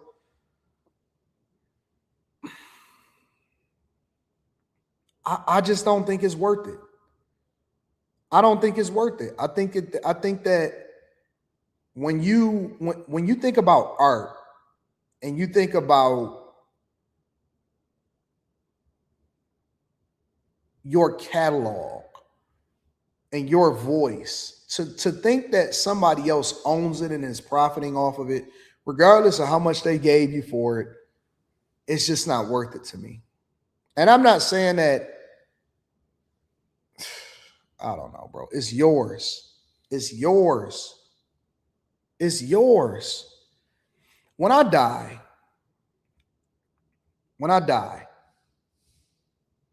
hopefully 60 years from now, I would like for my daughter to get my catalog. I would like for them to own that piece of history. You know, some things to me is just worth more than money. Some things to me is worth more than $1. Like, how good is a good life? How good is a good life?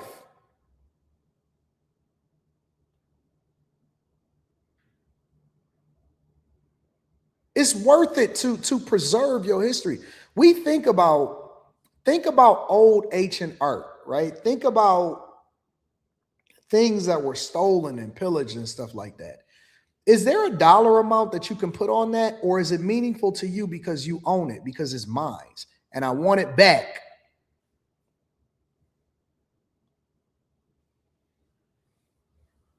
Like, if you already getting money, you know what I like?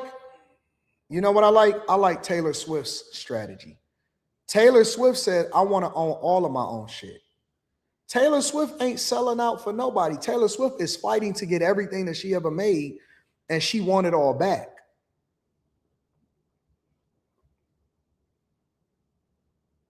That's yours, bro.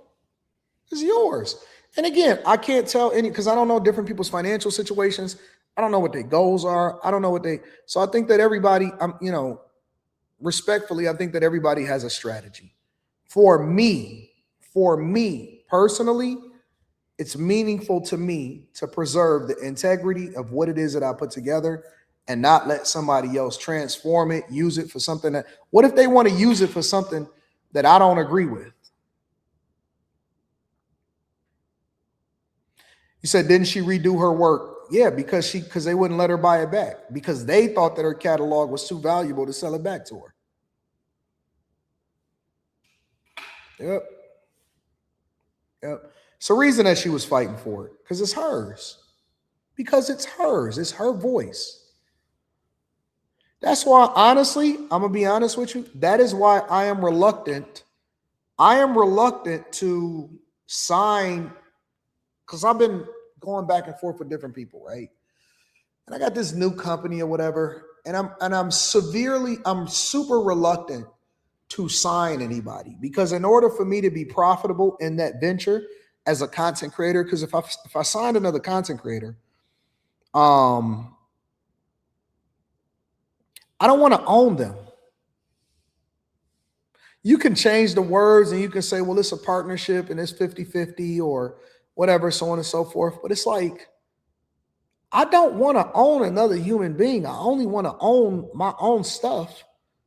And so I'd rather work with people, and when we collaborate on my channel, I just own it and I can help put you on, or I'll give you a nod for you to be able to do it yourself. But I don't want to have to put in the work to have to build you up, and then I need to make a profit from it because that's what I signed you for. And so we can make way more money together than we could apart. But at the same time, I feel icky when I think about record labels or people owning other people's stuff and all of that stuff. I don't like it. It just don't feel right.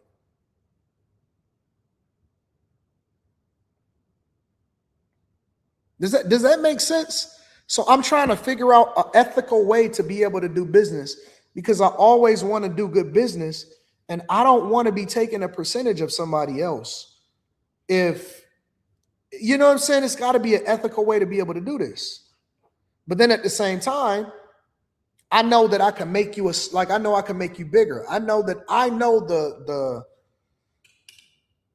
formula, the recipe for blowing you up, and you'll make way more money with me. But then I don't know if it's worth it for me to do that, because if I can't profit, then I'm putting all of this time into you. But then at the same time, I don't want to own what you got. So I don't know, man. I don't know. I see so many disgruntled music artists. Yeah, man, they own my masters. And it's like, Or how was they supposed to recoup for the money that they invested in you?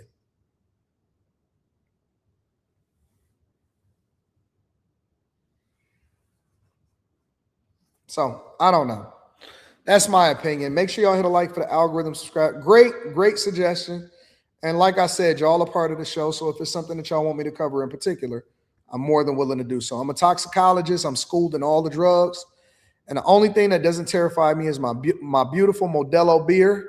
Says Mr. Merv, everything else is for the birds. I feel you.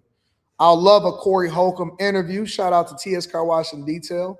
1080 Kendall says, we don't know what copyright law will be when it comes to AI, so art could be worth more in the long run. TS Car Wash and Detail says, people just don't want to take the long route, especially if you got money already. Only you and Joe left out there for us. Everybody else is on, bro. It seemed like it. It seemed like it. I am looking to launch. I'm looking to launch a new venture. So where I'm basically putting on content creators, but I got to figure out how to do it ethically to where the content creator benefits just as much, if not more than I do. So I got to figure that out. But I'm building an entire network where I'm putting people on. So we'll see. They say, AD, who you signing first? Probably Mika. But I'm taking my time to figure out how I'm gonna structure these deals. But we'll see what happens. Let me make sure I get y'all rocking out. Make sure I tap into the Patreon. Link is in the description as well as pinned to the top of the chat. Y'all want to get into Trump? Let's get into Trump. He had a press conference where he addressed the nation yesterday.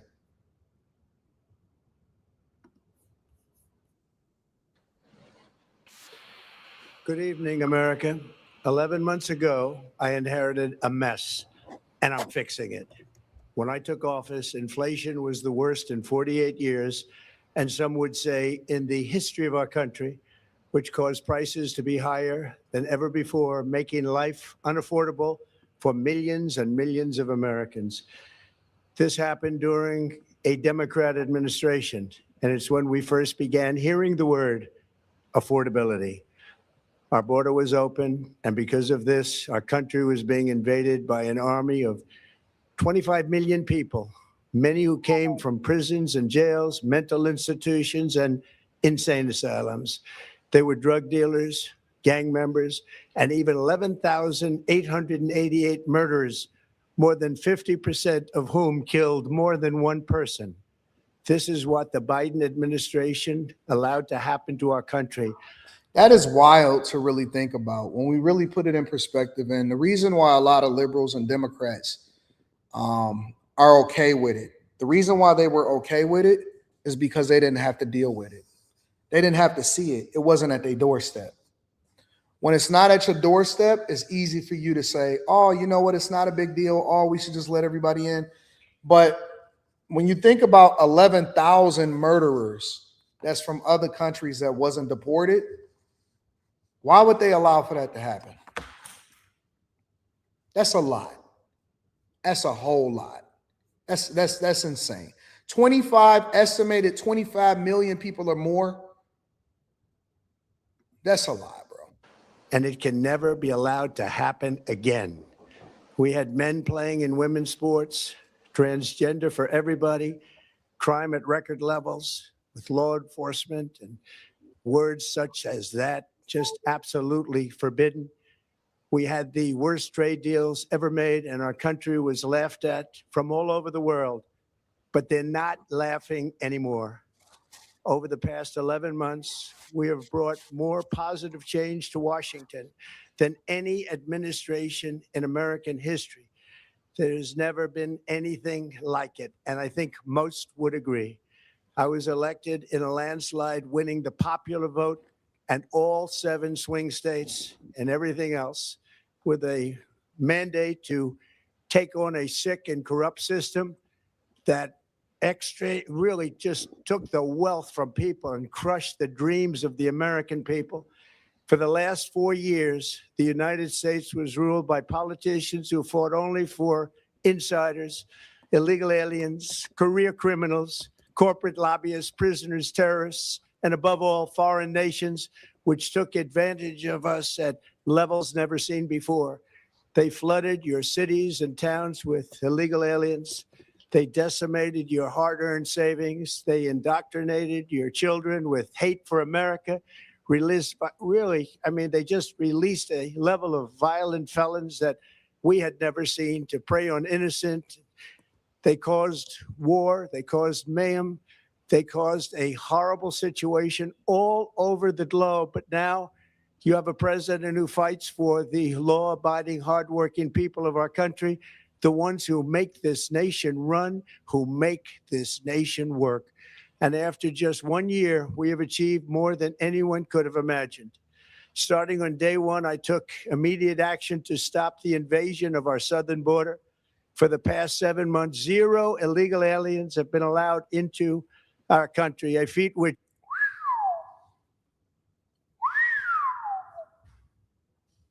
I think that Trump has done an incredible job.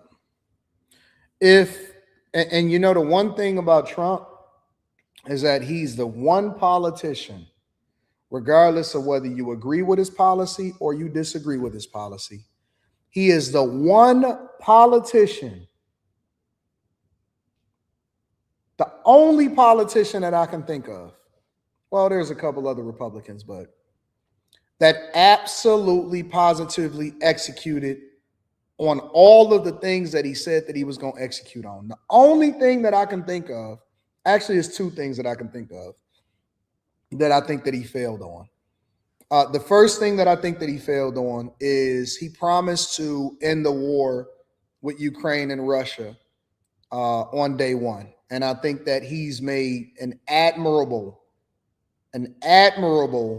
effort to do so, but he wasn't able to deliver on that. All right. Obviously, a lot of it is out of his control, but that was something that he promised and he failed on. The other thing that I think that I don't think that he failed on. I think that he was successful in his execution and stopping Iran and all of this other stuff. Is I am still personally, and I know that there's a lot of theories, but there's no proof. I am personally still trying to understand why we love Israel so much. I don't understand it. Nobody has ever been able to effectively give me any proof to justify or validate why we are so in love with Israel. Outside of those 2 things, I can't single-handedly think of anything that Trump has done that I would disagree with. I think that he made the right decision, and he said that he was going to deport and do a mass deportation and get people out of here, including and prioritizing illegal migrants into this country. He's secured significant deals with multiple different countries and multiple different companies to make investments, capital investments, which is going to benefit the United States of America after he leaves office. I think that he set the precedent for how it is that you're transparent, and he's been the most transparent president in my history, in my lifetime. I think that he's executed massively on tariffs, in which you see that Canada is just like a little sheepdog running around now. I think that we've generated a lot of revenue with tariffs. I think that he's executed on sticking to his guns on a big, beautiful bill. He's also executed, and I'm sure he's going to talk about all of this, but this is just right off the top of my head. Promises made, promises kept. No matter what you feel, no matter what you believe, if you agree or disagree with his policy, he told you what he was going to do, and he did it. And very rarely, I can't even think of it right off the top of my head, of any politician that is executed on exactly what he said that he was going to do. Right or wrong, indifferent, you believe in it, you disagree with it, you like the policy, you disagree with the policy. He said what he was going to do, and that's exactly what he's doing. You can't ask for much more than get what you promised. You can't ask for much more than that. Everyone said was absolutely impossible. Do you remember when Joe Biden said that he needed Congress to pass legislation to help close the border?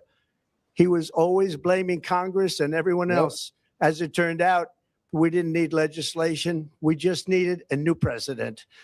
We inherited the worst border anywhere in the world, and we quickly turned it into the strongest border in the history of our country. Eric D, he hasn't even been in office for a year, bro.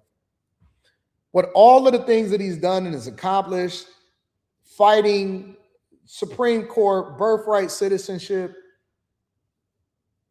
removing men from women's sports, diversity, equity, and inclusion, holding these universities accountable, all of it, stopping wars, even in African countries and nations. In 1 year, he's done more than what Joe Biden did in his entire presidency. In 1 year. Come on, man. You got to give credit. You got to give credit. In other words, in a few short months, we went from worst to best. We're deporting criminals, restoring safety to our most dangerous cities. Just take a look at Washington, D.C. It's at levels of safety that we've never seen before. And they decimated the bloodthirsty foreign drug cartels. We did that all by ourselves with our people, and we're so proud of it because they were poisoning and destroying our population. Drugs brought in by ocean and by sea are now down 94%. We have broken the grip of sinister woke radicals in our schools, and control over those schools is back now in the hands of our great and loving states where education belongs. We should have revised our education system a long time. That's why you got all of these Neanderthals with this No Child Left Behind and everybody being passed through and everybody. No, all he did was he dismantled and revised the Department of Education to where he gave the power back to the states. So the states individually become responsible for the budget, and the money goes back to the states instead of it being responsible from the federal government. And that's what everybody wanted. And it's so funny because I remember when everybody said that he was going to take away their right to be able to choose for themselves of whether or not they want to abort their babies and stuff like that. Wyatt, as a whisper, as a church mouse. Quiet. Oh, no, there was no federal ban of abortion, or there was no federal anything of abortion. The only thing that he said was he was allowing it to still go back to the states. Promises made, promises kept. Building the United States military in my first term, and with the addition we are adding right now, we have the most powerful military anywhere in the world, and it's not even close. I've restored American strength, settled 8 wars in 10 months, destroyed the Iran nuclear threat, and ended the war in Gaza, bringing for the first time in 3,000 years peace to the Middle East. Thank you, baby girl. And secured the release of the hostages, both living and dead. Here at home, we're bringing our economy back from the brink of ruin. The last administration and their allies in Congress looted our treasury for trillions of dollars, driving up prices and everything at levels never seen before. I am bringing those high prices down and bringing them down very fast. Let's look at the facts. Under the Biden administration, car prices rose 22%, and in many states, 30% or more. Gasoline and gas prices is down too, everywhere. Rose 30 to 50%. Hotel rates rose 37%. Airfares rose 31%. Now, under our leadership, they are all coming down and coming down fast. Democrat politicians also sent the cost of groceries soaring, but we are solving that too. The price of a Thanksgiving turkey was down 33% compared to the Biden last year. The price of eggs is down 82% since March, and everything else is falling rapidly. And it's not done yet. Boy, are we making progress. Nobody can believe what's going on. Here are just some of the efforts that we have underway. You will see in your wallets and bank accounts in the new year. After years of record-setting falling incomes, our policies are boosting take-home pay at a historic pace. Under Biden, real wages plummeted by $3,000. Under Trump, the typical factory worker is seeing a wage increase of $1,300. For construction workers, it's $1,800. For miners, we're bringing back clean, beautiful coal. It's $3,300. And for the first time in years, wages are rising much faster than inflation. Remember that. The wages, just look at it. Wages are going up much faster than inflation. How big is that? Very importantly, there are more people working today than at any time in American history, and 100% of all jobs created since I took office have been in the private sector. Think of that. 100% of all jobs have been. And that was another thing that I hated, because we were basically subsidizing jobs under the Biden administration with public dollars and taxpayer dollars. And that's where you got all of these women that was sitting here acting like, oh man, I'm doing better than all of these guys, or we better than you and all of this. No, you just had a bunch of government jobs and you was being subsidized while you wasn't doing anything. So what we need is a growth in the private sector. We need a retraction in the public sector and growth in the private sector. And so with all of the jobs coming 100% being in the private sector, that is incredible for the national economy. In the private sector rather than government, which is the only way to make a country powerful and great. That's true. This historic trend will continue. Already, I've secured a record-breaking $18 trillion of investment into the United States, which means jobs, wage increases, growth, factory openings, and far greater national security. Much of this success has been accomplished by tariffs. My favorite word, tariffs, which for many decades have been used successfully by other countries against us, but not anymore. Companies know that if they build in America, there are no tariffs, and that's why they're coming home to the USA in record numbers. They're building factories and plants at levels we haven't seen, AI, automobiles. We're doing what nobody thought was even possible, not even remotely possible. There has never, frankly, been anything like it. 1 year ago, our country was dead. We were absolutely dead. Our country was ready to fail, totally failed. Now, we're the hottest country anywhere in the world. And that's said by every single leader that I've spoken to over the last 5 months. Next year, you will also see the results of the largest tax cuts in American history that were really accomplished through our great, big, beautiful bill, perhaps the most sweeping legislation ever passed in Congress. We wrapped 12 different bills up into one beautiful bill. That includes no tax on tips, no tax on overtime, and no tax on Social Security for our great seniors. Under these cuts, many families... Promises made, promises delivered, Eric D. Promises made, promises delivered, Eric D. Eric D don't like that. Eric D don't like that. Eric D, he don't like that he actually executed on that. That wasn't just an empty promise, that people will actually benefit from that. Eric D don't like that. These will be saving between $11,000 and $20,000 a year.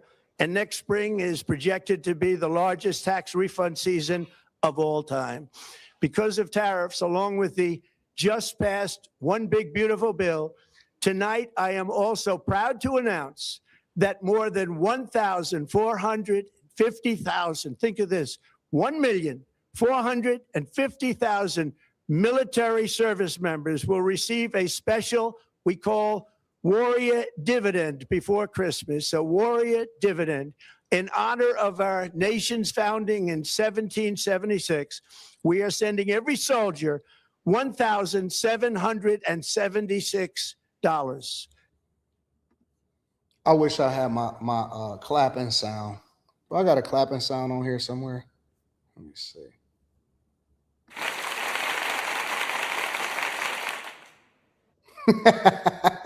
Had to give some form of a sound effect because, yo, nobody has done anything for our military. Nobody has boosted our military.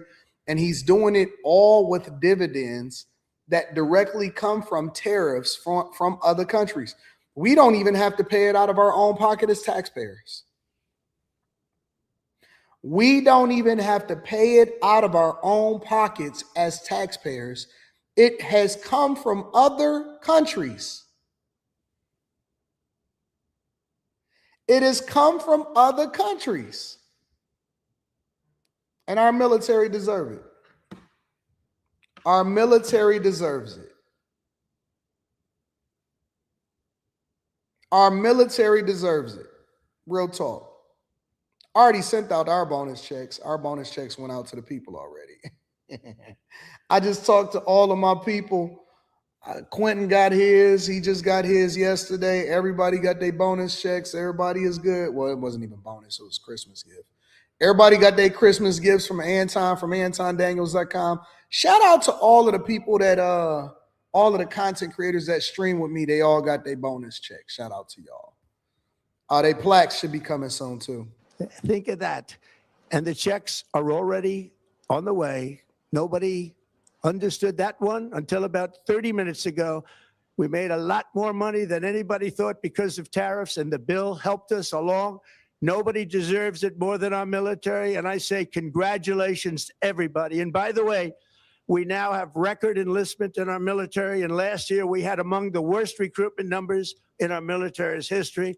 What a difference a year makes. In addition, I'm doing what no politician of either party has ever done, standing up to the special interests to dramatically reduce the price of prescription drugs. I negotiated directly with the drug companies and foreign nations, which were taking advantage of our country for many decades, to slash prices on drugs and pharmaceuticals by as much as 400, 500, and even 600%. In other words, your drug costs will be plummeting downward. And I used the threat of tariffs to get foreign countries who would never have done it to pay the cost of this giant dollar reduction. They stopped ripping us off, and it began as of 4 days ago.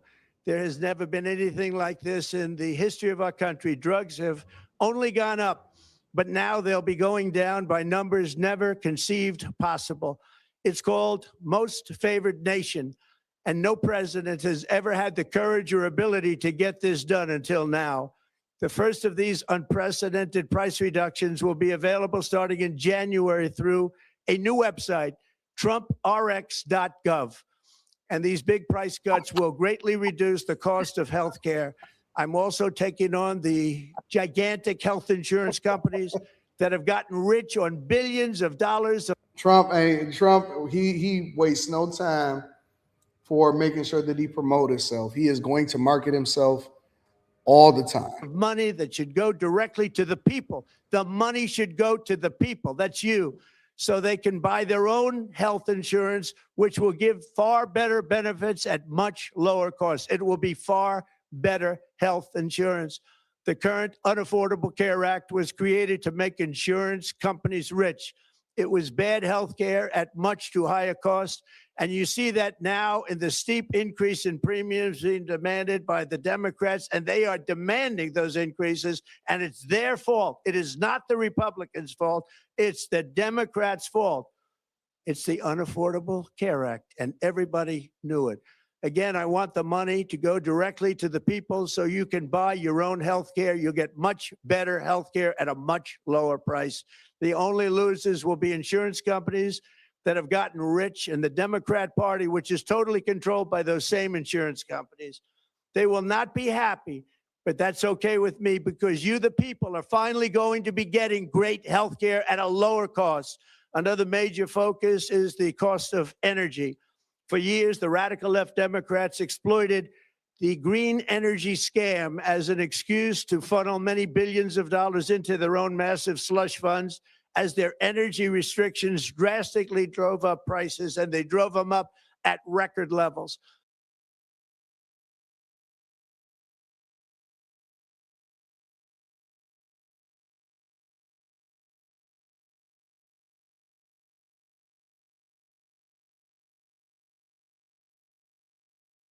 My bad. I'm sorry. I had muted it because the landscapers was being really loud. But he's 100% right. We've seen a lot of scamming, a whole lot of scamming with this whole energy thing. And they've been funneling money, and they've been laundering, and they've been embezzling, and they've been stealing. They've been doing all kind of stuff. And so what was supposed to come to us as energy independence,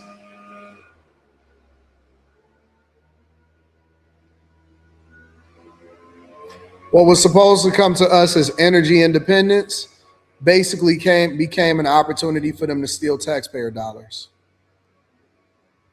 That's all they did. They stole taxpayer dollars. They used it to steal taxpayer dollars and funnel money, and they drove up energy prices, and they required for everybody, they didn't let the market determine whether or not you were supposed to get an EV.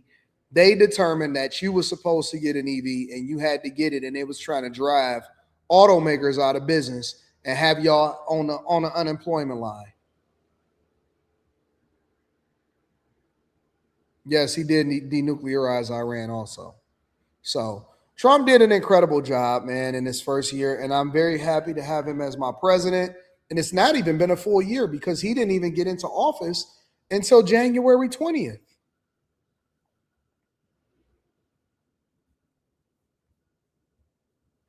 Rob Beautiful says, I have private health insurance and the price of my medication went up in November.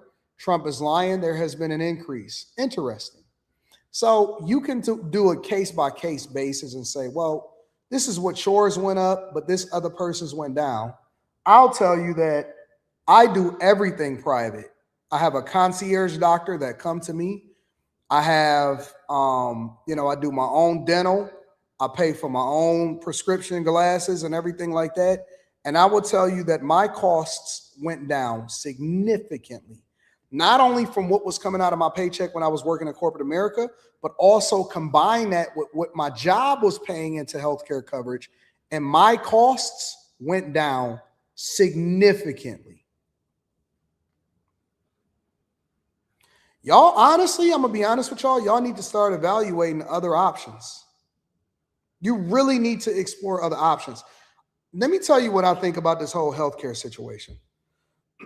I believe that we've gotten lazy and we don't even explore other options other than acting like we have to be a part of this whole system that is keeping us broke. It's cheaper for me to have a concierge doctor come to me, do my own stuff, and I got a family of 3. I have a family of 3. It's way cheaper. And you basically get it as you go. But we've been pouring all of this money into these healthcare companies. And it's funny because even when we need a prescription, the prescription a lot of times is cheaper than a copay. The prescriptions a lot of times is cheaper than the copay. I just went to the doctor and got the prostate check, right? I just went and got that. What was that, last week? That was last Thursday. A week ago, just a week ago, about a week ago. Just Thursday, I went and got the prostate exam. Actually, let me see. I might even be able to get a receipt. I don't know if I can find it. It might be in my email. Gmail.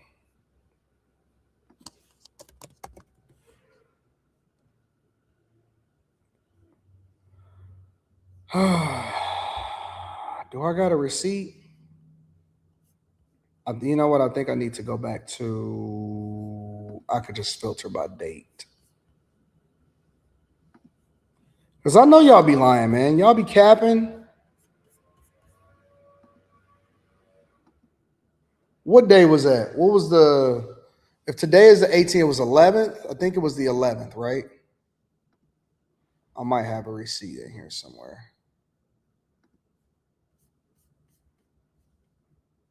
Um,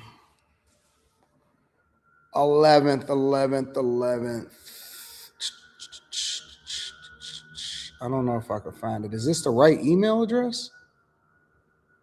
Did they send me a receipt on my email? There we go. Right there. Just found it.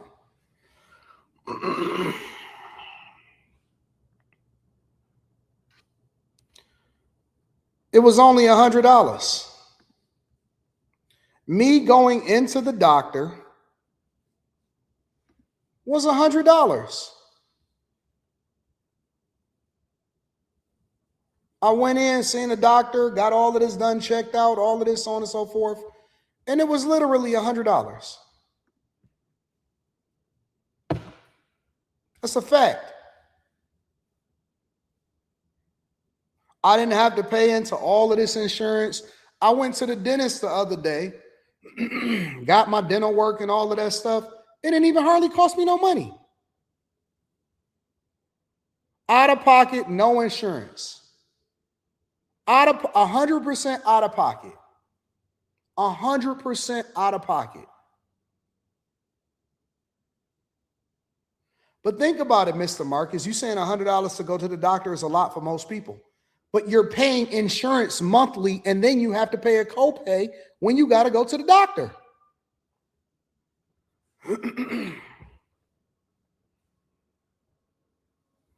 You're paying the insurance on a monthly basis, and then you have to pay a copay when you go to the doctor right after that.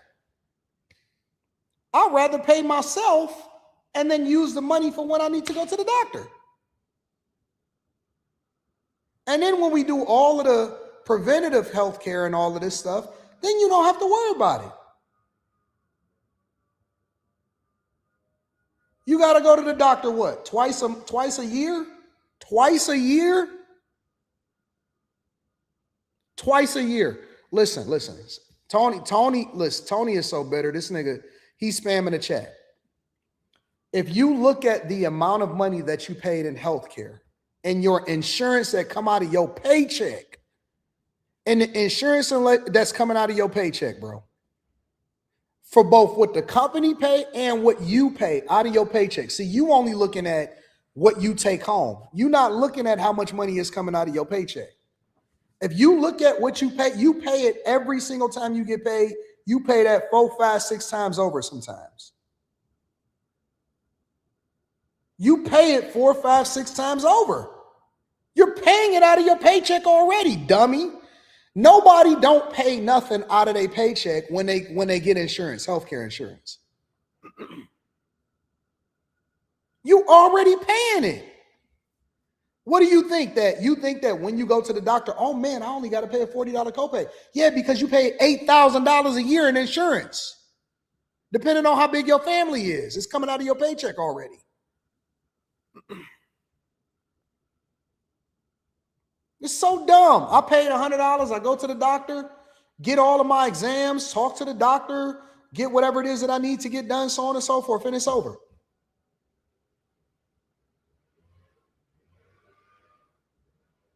It's so stupid. It is so stupid, bro. Look at your paycheck and look at how much you're paying in healthcare coverage, and then also look at how much your employer is paying in healthcare coverage. And then you got to pay the deductible, and then you got to pay a copay. It's so dumb, bro. It is so stupid. So dumb. Unless you have a pre-existing condition, unless you get cancer, unless you got something like that, then that is the only situation that you should not be doing it as you go out of pocket. If you don't have something that's severe, your kid is autistic and then on a spectrum on a severe basis or something like that, y'all need to start doing your research, bro. Y'all really need to start doing your research. Seriously. You really need to start doing your research and start figuring out exactly what is out there and how you need to do it. Now, if you got these other things, then you might have to go and get some healthcare coverage from that perspective. But y'all can literally price this stuff out, bro.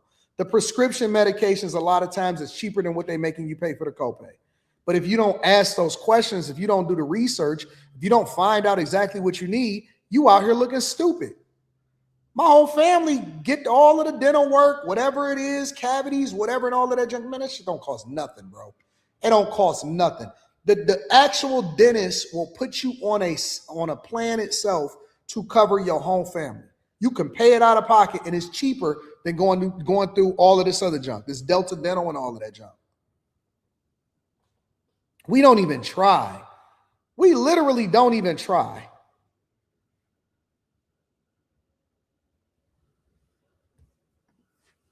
My daughter paid $5,000 cash for dental work, including surgery and anesthesia and implants. With insurance, it would have cost $25,000. I'm gonna do you one better, Fashion a Dime. I went and got my teeth done. See how pretty they are? I had insurance. With my insurance, it would have cost me more than me paying cash out of pocket. With insurance, it would have cost me more because, you got to get all of the dental work done. You got to get everything done before you get your veneers, right? You don't just get veneers. You get all of the tooth repairs. You get all of this done. If you got any cavities, if you need a root canal, if you need to get a surgery, all of this stuff in order to make sure your stuff is right. I had wisdom teeth that I had to get pulled out, like that hadn't fully all the way come in. It would have cost me more to go through my insurance than it did for me to pay out of pocket. And I didn't go to Turkey. I was right here in the United States of America. I didn't go to Turkey. I was right here in the United States of America. Rita got hers done, and then I went and got mine done because I wanted to see what hers was going to turn out like first. I was chilling with my gap in my tooth. I said, yeah, I'm chilling. I ain't even tripping. I seen how good her junk turned out, and it didn't even cost as much to go through the insurance. I was like, sign me up. Sign me up. And, you just take care of business. You on top of things. So I'm telling you, y'all have to. When I started to learn more about it, because you actually start doing your research, you'll start to unlock the fact that we've been subsidizing all of these companies for a long time in the first place, bro.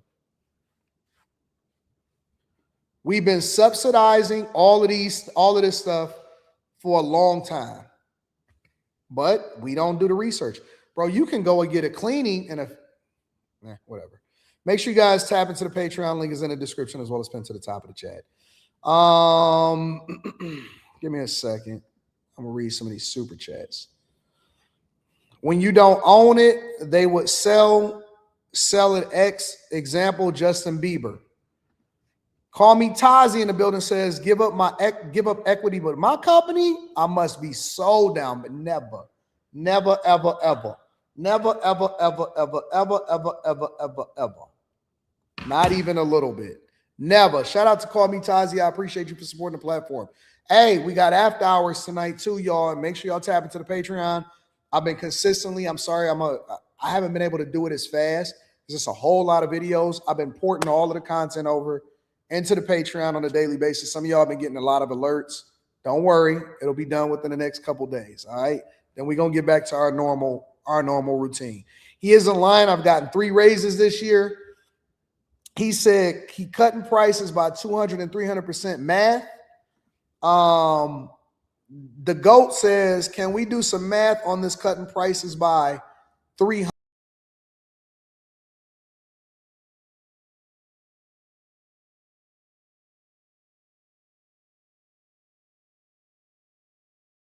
I'm sorry, y'all. My bad. I hit the wrong button. On the Mac, if you just move it over too fast and it'll go back or whatever. I'm sorry about that, guys. Nichelle says, AD, do you pay a subscription fee monthly for the provider's practice? I saw that for concierge options in Maryland. Direct to consumer makes no sense. I don't know how I do it. I don't think I do.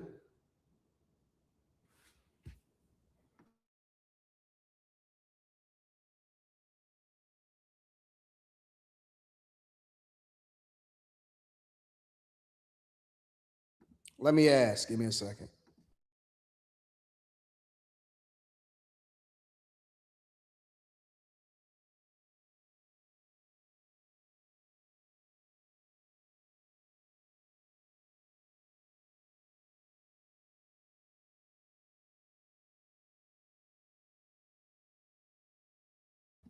That's it? So no, all right. So Nichelle, so this is what happens. So I pay per visit.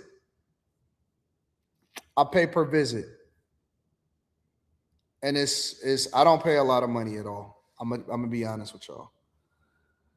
I do not pay a monthly subscription for my concierge doctor. I just pay per visit. Yep.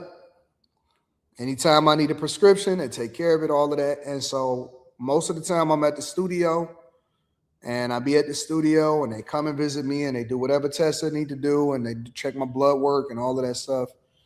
And I just pay per visit. Yep. And I wish I could say how much I pay online right now, but I'm not gonna do that. I wish I could say how much I pay online, but I'm not gonna do that. It's not a lot. I pay per visit, and my doctors come to me. I don't even go into a doctor's office. They come to my studio, and it's great. It is phenomenal. I've saved so much money by having my own situations and working with my own doctors and working with my own dental companies and doing all of my own stuff. I've saved so much money. I'll talk about it at some point. I don't pay a monthly fee.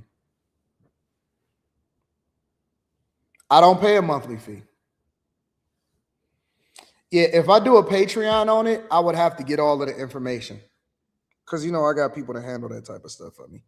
So make sure you guys tap in.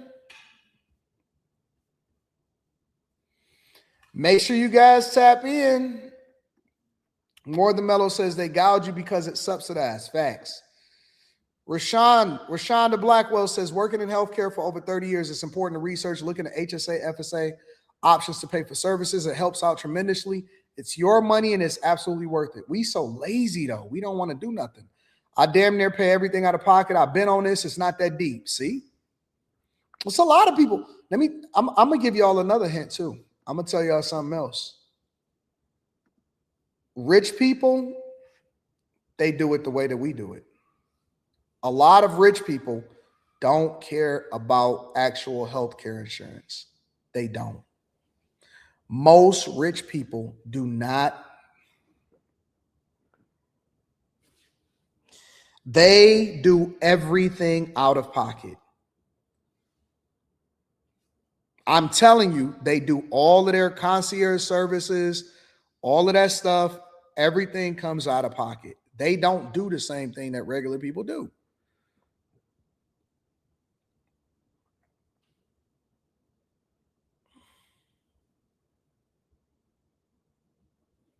Everything is out of pocket and it's way cheaper.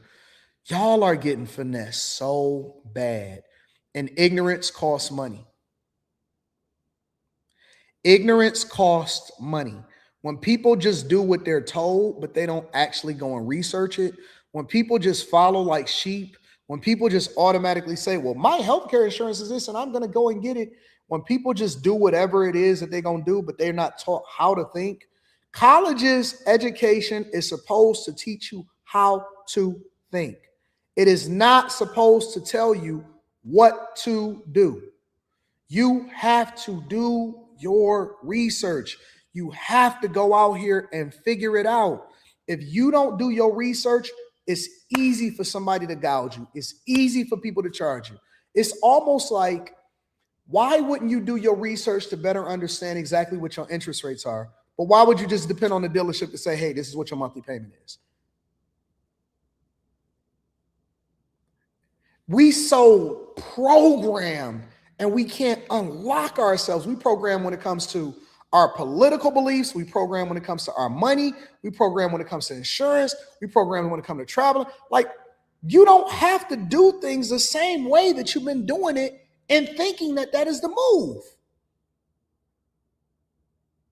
Look, Michael Dorsey just said it. Just looked at my pay stub and I paid $7,000 year to date. He's paid $7,000 for services that he probably don't even need or use. For services that he doesn't even need or use. $7,000 a year, every year, every freaking year. And we just giving money away. And we trying to figure out, okay, and it's a basic mindset, right? So think about it like this. Think about it like this. Insurance is a business. No?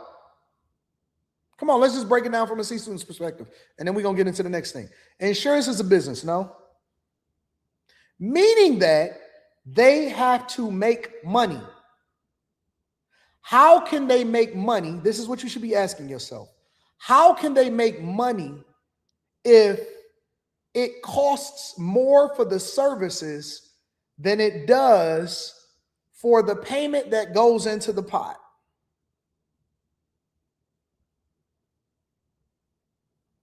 How can they become a profitable business? How can they pay the CEO this money? How can they have all of these hundreds, because insurance companies have hundreds of thousands of workers. So how can they have this overhead, this cost, and then spend more money on your health care than you spend pouring into it?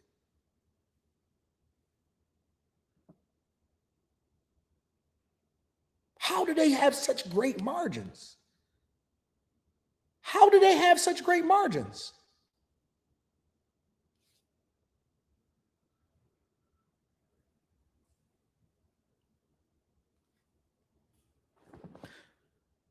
Let's look at insurance outside of healthcare. Let's look at insurance from a car perspective.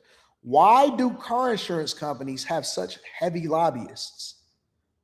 Why is there states that require for you to have car insurance? Ask yourself that question. Meaning that you cannot own a car and drive a car unless you have car insurance. Why is that a mandate? Why do they say that that's a mandate?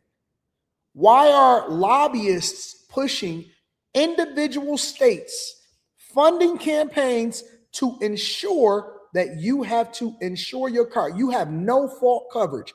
You're paying an insurance company for no fault, meaning that whatever happens, it just is what it is. It's just a wrap. But you got to have it in order to renew your plates when you go to the DMV or you go to the Secretary of State. Why? What the fuck is no fault insurance?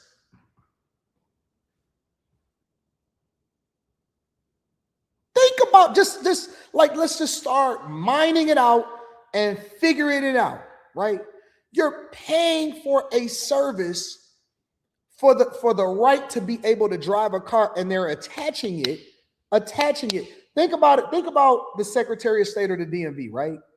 Why is it that different cars, depending on what they're valued, have a different price to be able to put tags on? Now, I'm not talking about the difference between a CDL truck and a car.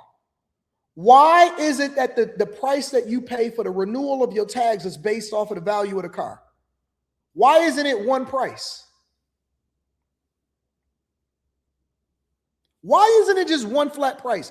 Why is it that if I get a Mercedes, a S-Class Mercedes, the renewal rate for my car is different than what the renewal rate is for the same year car for a fucking Hyundai? Why is it different price points? Why do they do that? Do you know why? First of all, it's because you don't ask the questions to then educate yourself.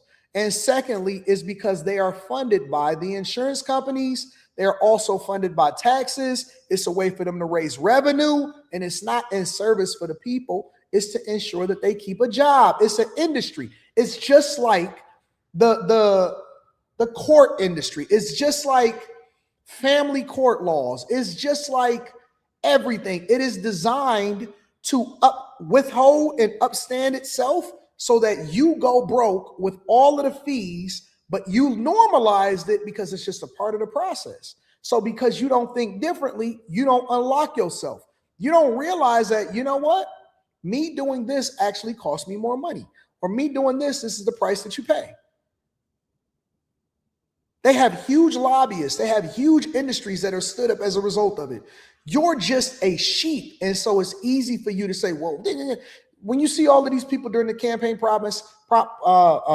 thing and they talking about Obamacare and they pushing this shit, man, Obamacare fucked you over, bro. The only thing that Obamacare did helpful is it forced insurance companies to adjust for people with pre-existing conditions so that they couldn't reject you if you already had something and you was trying to sign on to insurance. But 98% of everybody else is already healthy. That's it. 98% of everybody else is healthy. And guess what they won't solve for? Cancer. Because it's much more profitable to sell you an opportunity to try to fix yourself or to endure through it than it is to actually give you a cure. It's not capitalistic enough. It's not profitable. And that's the part of capitalism that is bad. But it only becomes bad because we're too ignorant to challenge the process. We're too ignorant to actually look at it and research it. We're too ignorant to even look at our check stubs and see where all of our money is going. Hey, where's my money going? Why am I paying $7,000 a year between both myself and that company? And why is that a part of my total compensation package? Why is it part of my total compensation package? This is why everything is political. This is why everything is political. But we don't want to do the research. We don't want to have a conversation. We don't want to start talking about it. We don't want to talk about anything that makes us uncomfortable because it forces us to question what our political alliances are or what we've normalized because we don't want to seem stupid. You don't want to go 30 years working. You're fucking 50. You've been working for the last 32 years and you don't want to face the idea that you got finessed for 32 years worth of your paychecks. Now that hurts. That hurts to think, man, I've been part of a system for 30 something years. And I told my kids that this is what they got to do. And I told my husband and my spouse that this is what I got to do. And I've been working this job just so I can have insurance for doing what? For doing what? You've been grinding all your life to pay them for the right to be able to say that I got this little card that said that I got insurance on it. And I'm walking in there and paying less than what you paying on a monthly basis. And I'm paying less than whatever your fucking copay is. And I'm walking right out. And they like me because they don't have to actually submit no extra paperwork so that they can get paid from the insurance company. And they got to get paid after they already did their service. And that's going to come much later. They get the money right for me right there. Hey, man, I appreciate you, bro. Doctor making more than $100 per hour for me. He cool. He happy with that. Just don't even think. Don't even think. Somebody said, do you know how expensive it is to break a bone or a cancer diagnosis? No, because I've never broken a bone, number one. But number two, here's number two. Number two, I do preventative care and I make sure I go and get my prostate checked so I can see if I got, if I can head this off ahead of time. But I'm pretty sure that the cost that you're baking into this to break a bone also goes into emergency services. But you don't have to always go into emergency services. The hospital is overcharging you for the people that don't actually pay anything. That's why it's called emergency. You know why people in Canada go to the hospital? Because they don't have any preventative care. Because they have a system that is forcing them to overpay in taxes. And so there's no incentive for people to have private practices. And as a result, everybody used the emergency as their preventative care.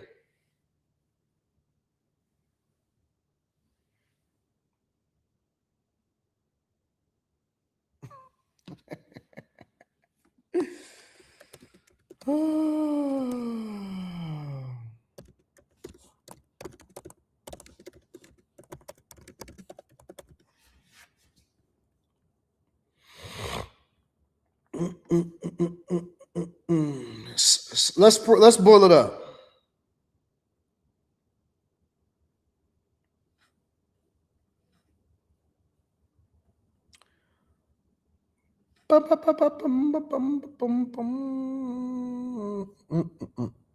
Let's go ahead and pull it up then. I mean, skip it. Might as well. We look up everything else, right? Let's share our screen.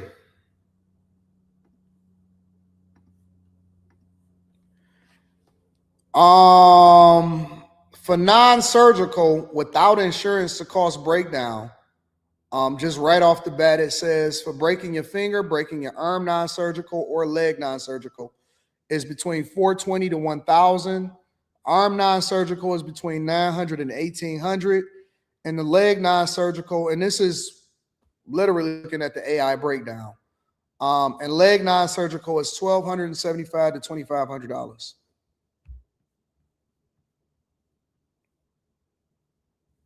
And I guess that's a fraction. Oh, I'm sorry. I didn't even add it to the stage. So, and I guess it goes up from there, right?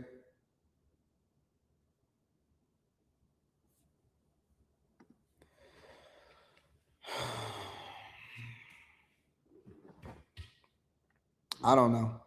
I'm going to just roll with what I got. And that's me paying out of pocket as I go. And I'm going to just go from there. I'm going to roll with what I got. Y'all do whatever it is that y'all want to do.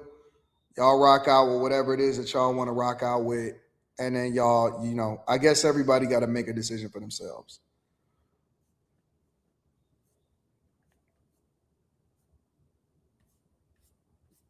I'm going to just do it my way.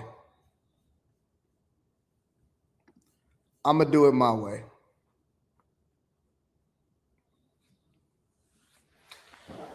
Let's continue on with the show. Ford said today, well, hold on. Let me look at this real quick. Let me see what else we got on here. Fani, Willis, Black-owned owners, Taylor Swift. I heard Taylor Swift. Well, should I do the Taylor Swift one later? I'll do Taylor Swift later. I want to get into this Ford because I meant to get into it yesterday. I didn't. An MIT professor shot dead in Boston. Shit, it's so much going on. All right. Let me go. Let me get away from this. Let me figure something out. Ford EV write downs.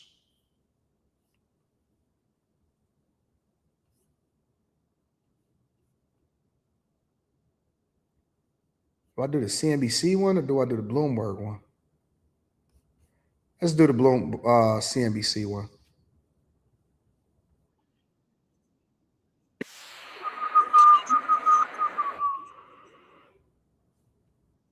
Joining us today, we just outlined all of the changes and the special charges that you will be taking between now and the end of 27.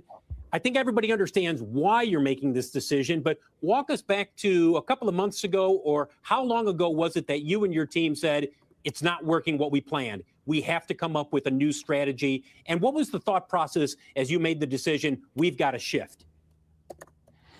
Phil, well, thanks for having me on the show. Look, the last couple of months have been really clear to us.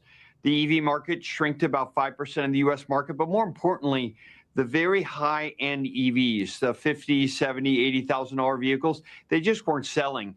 And we had planned a full EV lineup, but we also have hybrids, and we learned a lot about the market. And we think it was the right time to listen to the customers. We evaluated the market, and we made the call. We're following customers to where the market is, not where people thought it was going to be, but where it is today, Phil. And that's really the genesis of our announcement. Be better for the company's profitability, better for shareholders, and a lot of new American jobs. Yeah, but $19.5 billion, that's a big enchilada out there. And I know they're pre-tax charges, but a lot of people will look at this and say, is that the cost of saying, we tried it, the other strategy wasn't working, and so we've got to pivot? Well, yeah, we really do. Yeah, the non-cash is the biggest part of it. The cash charges are about $5.5 billion, And the return on that $5.5 billion looks fantastic. These are affordable trucks and vans. They're in the heart of what Ford knows how to do. They'll be hybrid and E-Revs, very profitable vehicles. You know, we know these customers really well. We're not guessing. And we have a great EV platform in the UEV that's affordable at $30,000. We think we have the best portfolio of any auto company in the US. And we now get to focus as a team on bringing all those products to market, and it gives our Model E business, effectively our EV business, a road to profitability, which did not exist a month ago. So basically what he's saying is that, and for me, all right, and I'm not going to dive too deep into this because I'm getting into the automotive sector on an upcoming stock club that we deep diving into. But what this is translating to me is creative marketing. So they're able to write down $19.5 billion, which they are getting their ass kicked by Tesla. Let's be clear. Tesla is the clear market leader here in the United States of America, followed by General Motors. I actually went out and I looked at, what was it called? Alfila, something like that. I was walking around San Diego yesterday and I ran into, and I actually recorded it on a vlog and I talked about it extensively. These automakers is just out of their minds. They're out of their minds. What is it called? Alfila? It's a partnership between Sony and Honda.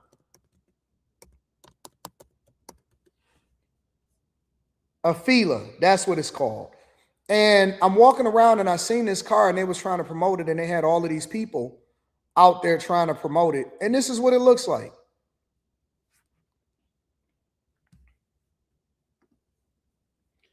Do you see what that's starting at?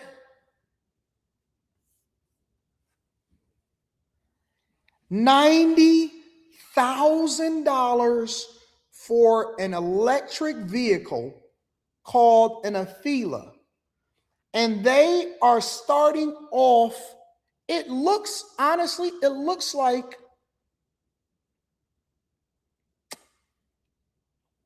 a Prius. It looks like a fucking Prius. And the only thing that was really unique about it, because a lot of it takes a Tesla charger, right? It had a bunch of screens, which a lot of people are kind of getting away from screens. They're liking physical buttons more. And I documented it. I talked about it. And, you know, after I get everything ported over, you'll see it because I actually did a tour of it. They let me do a tour of it once they realized who I am. They wouldn't tell me to talk about it in detail on camera, but I got all of the details and then I summarized it myself. The only thing that was unique about it is that, you know, the light bar that's at the front of the vehicle, it actually had like a screen on the front of it that you can customize it to do whatever it is that you want to do. And I'm like, well, that's not worth $90,000, fully optioned out like $110. It looked like an inside of a Tesla. This is the inside of what it looked like. It got the yoke steering wheel and it got a screen that go all the way across. I said, ain't no way in the world y'all starting off at $89,000 for this. No way in the world you're starting off at $89,000 for this. I had never even heard of this car before until I actually walked upon it. This is what it looks like in the front. And then it has a, you know, regular whatever. Yeah, this is what it is. I said, no, y'all didn't charge $90,000 for a media bar. And I asked the guy, I said, do you really think that y'all gonna sell any of these? He said, I just work here. He said, I just work here. It got a customized thing on the front of the car where you can put like a message on it or something like that. But the car is ugly as hell and it's a car. Look.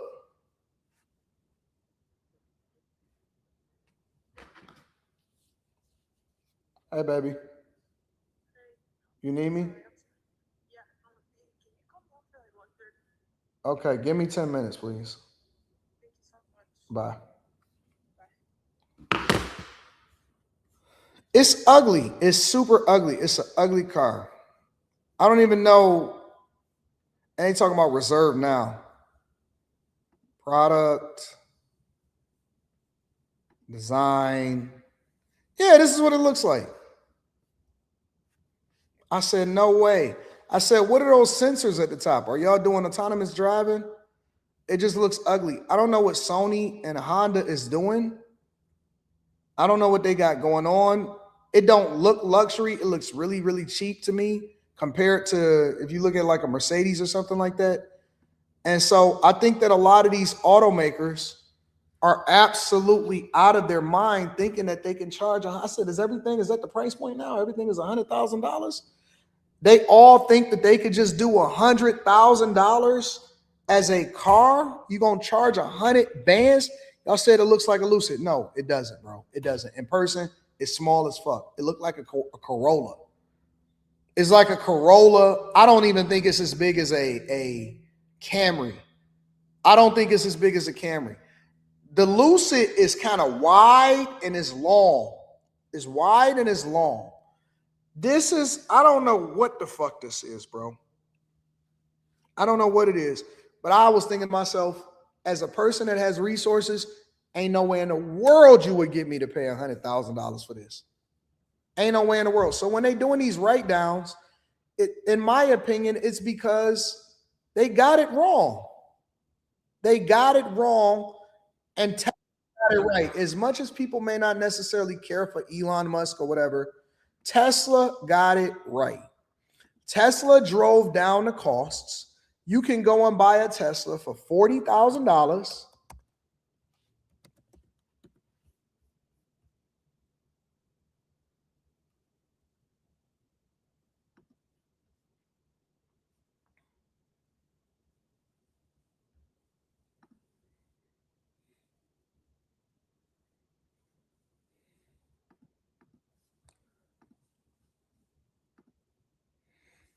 $36,000. You can buy a Tesla for $36,000 right now.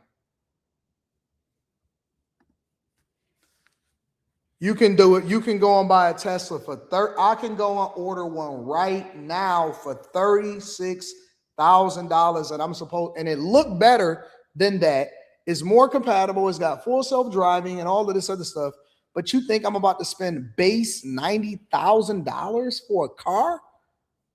For an electric car? Get the fuck out of here.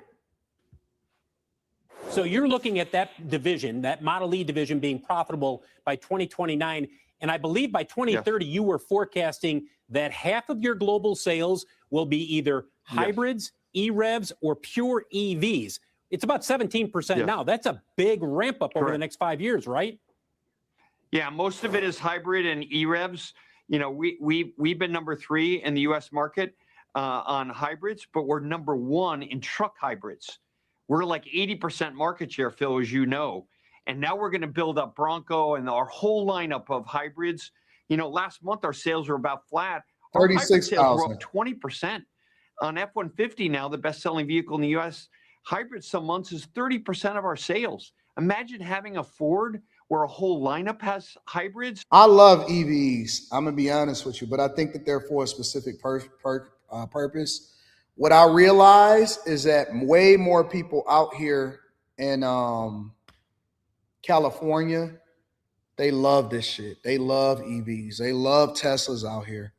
They love them. And it makes sense because you get them, you plug them up, literally you come home, you plug it up and you get and go. You never stop at a gas station. You don't have to worry about oil changes. You don't have to worry about spark plugs and all of that stuff. So if you're looking at it as a everyday commuter, I'm going to work, I'm coming home, or I'm going to the shop and I'm coming home, or I'm going to whatever, get your nails done, I got to run to the grocery store or whatever, then it's the perfect vehicle because it saves you a lot of money and you never have to go to the gas station and you can just charge it when you get home and you can program it.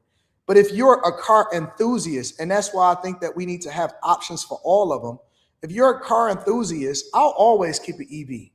And I got a lot of cars, but I'm gonna always keep an EV. If you're a car enthusiast, then you prefer the gas powered or whatever, man, get your chick though. Just get her a little EV, bro. Like if you're talking about a daily, something that you get around with daily, you can control the cost, is programmable, all of that type of stuff is perfect for that, especially in warmer climates. But if and that's why you gotta adjust according to it. The technology is crazy better. You can get in it and it will drive you to your destination and park. It will come up off the freeway and all of that shit. And so it's phenomenal as a car when you're looking at it for purpose driving. If you're looking at it, you know what I'm saying, as to go and haul a bunch of dirt and stuff, then you might be in trouble. You know what I'm saying? So it just depends on the situation. I think that this is creative financing. I don't think that they need to write down $20 billion, but that also helps them on their balance sheet to ensure that they save the most money and they make the most cash. And so if they're able to pull it off, then they got all of the great accountants to be able to do it. I think that Tesla is doing it right. I think that General Motors got some great products. I don't think that electric cars are going away, and I think that they have the best margins. So, best margins. Michael Dorsey says, just looked at, oh yeah, I looked at that. Shout out to you, Michael Dorsey. I appreciate you. Same in car parts, supply and demand. Certain parts are cheaper that are built stronger. Only few sport model parts are the same as the base and cheaper. Magnetar says, but wait, there's more. Some states charge property tax on your vehicle. They own your vehicle. I see the move now. I can max my HSA now. Facts. And you can make money off of it too. Dog, I'm paying $14,000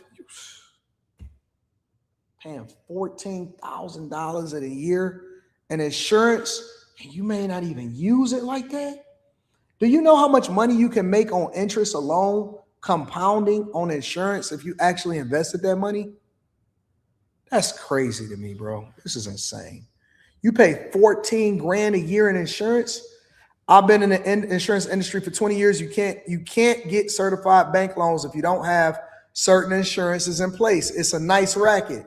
See? It's a racket. It's not healthcare, it's illness management. That's why they don't want you healthy, says Amethyst Angel. Nasheed Waiter says, just check my year-to-date on my check stub and it's bad. See? Now y'all want to sit here and come to a conclusion. You know what? It is pretty bad, Anton, because I forced you to look at it. For $90,000, I get myself a secondhand Plaid or a Cybertruck. AD, you should add the Tesla Model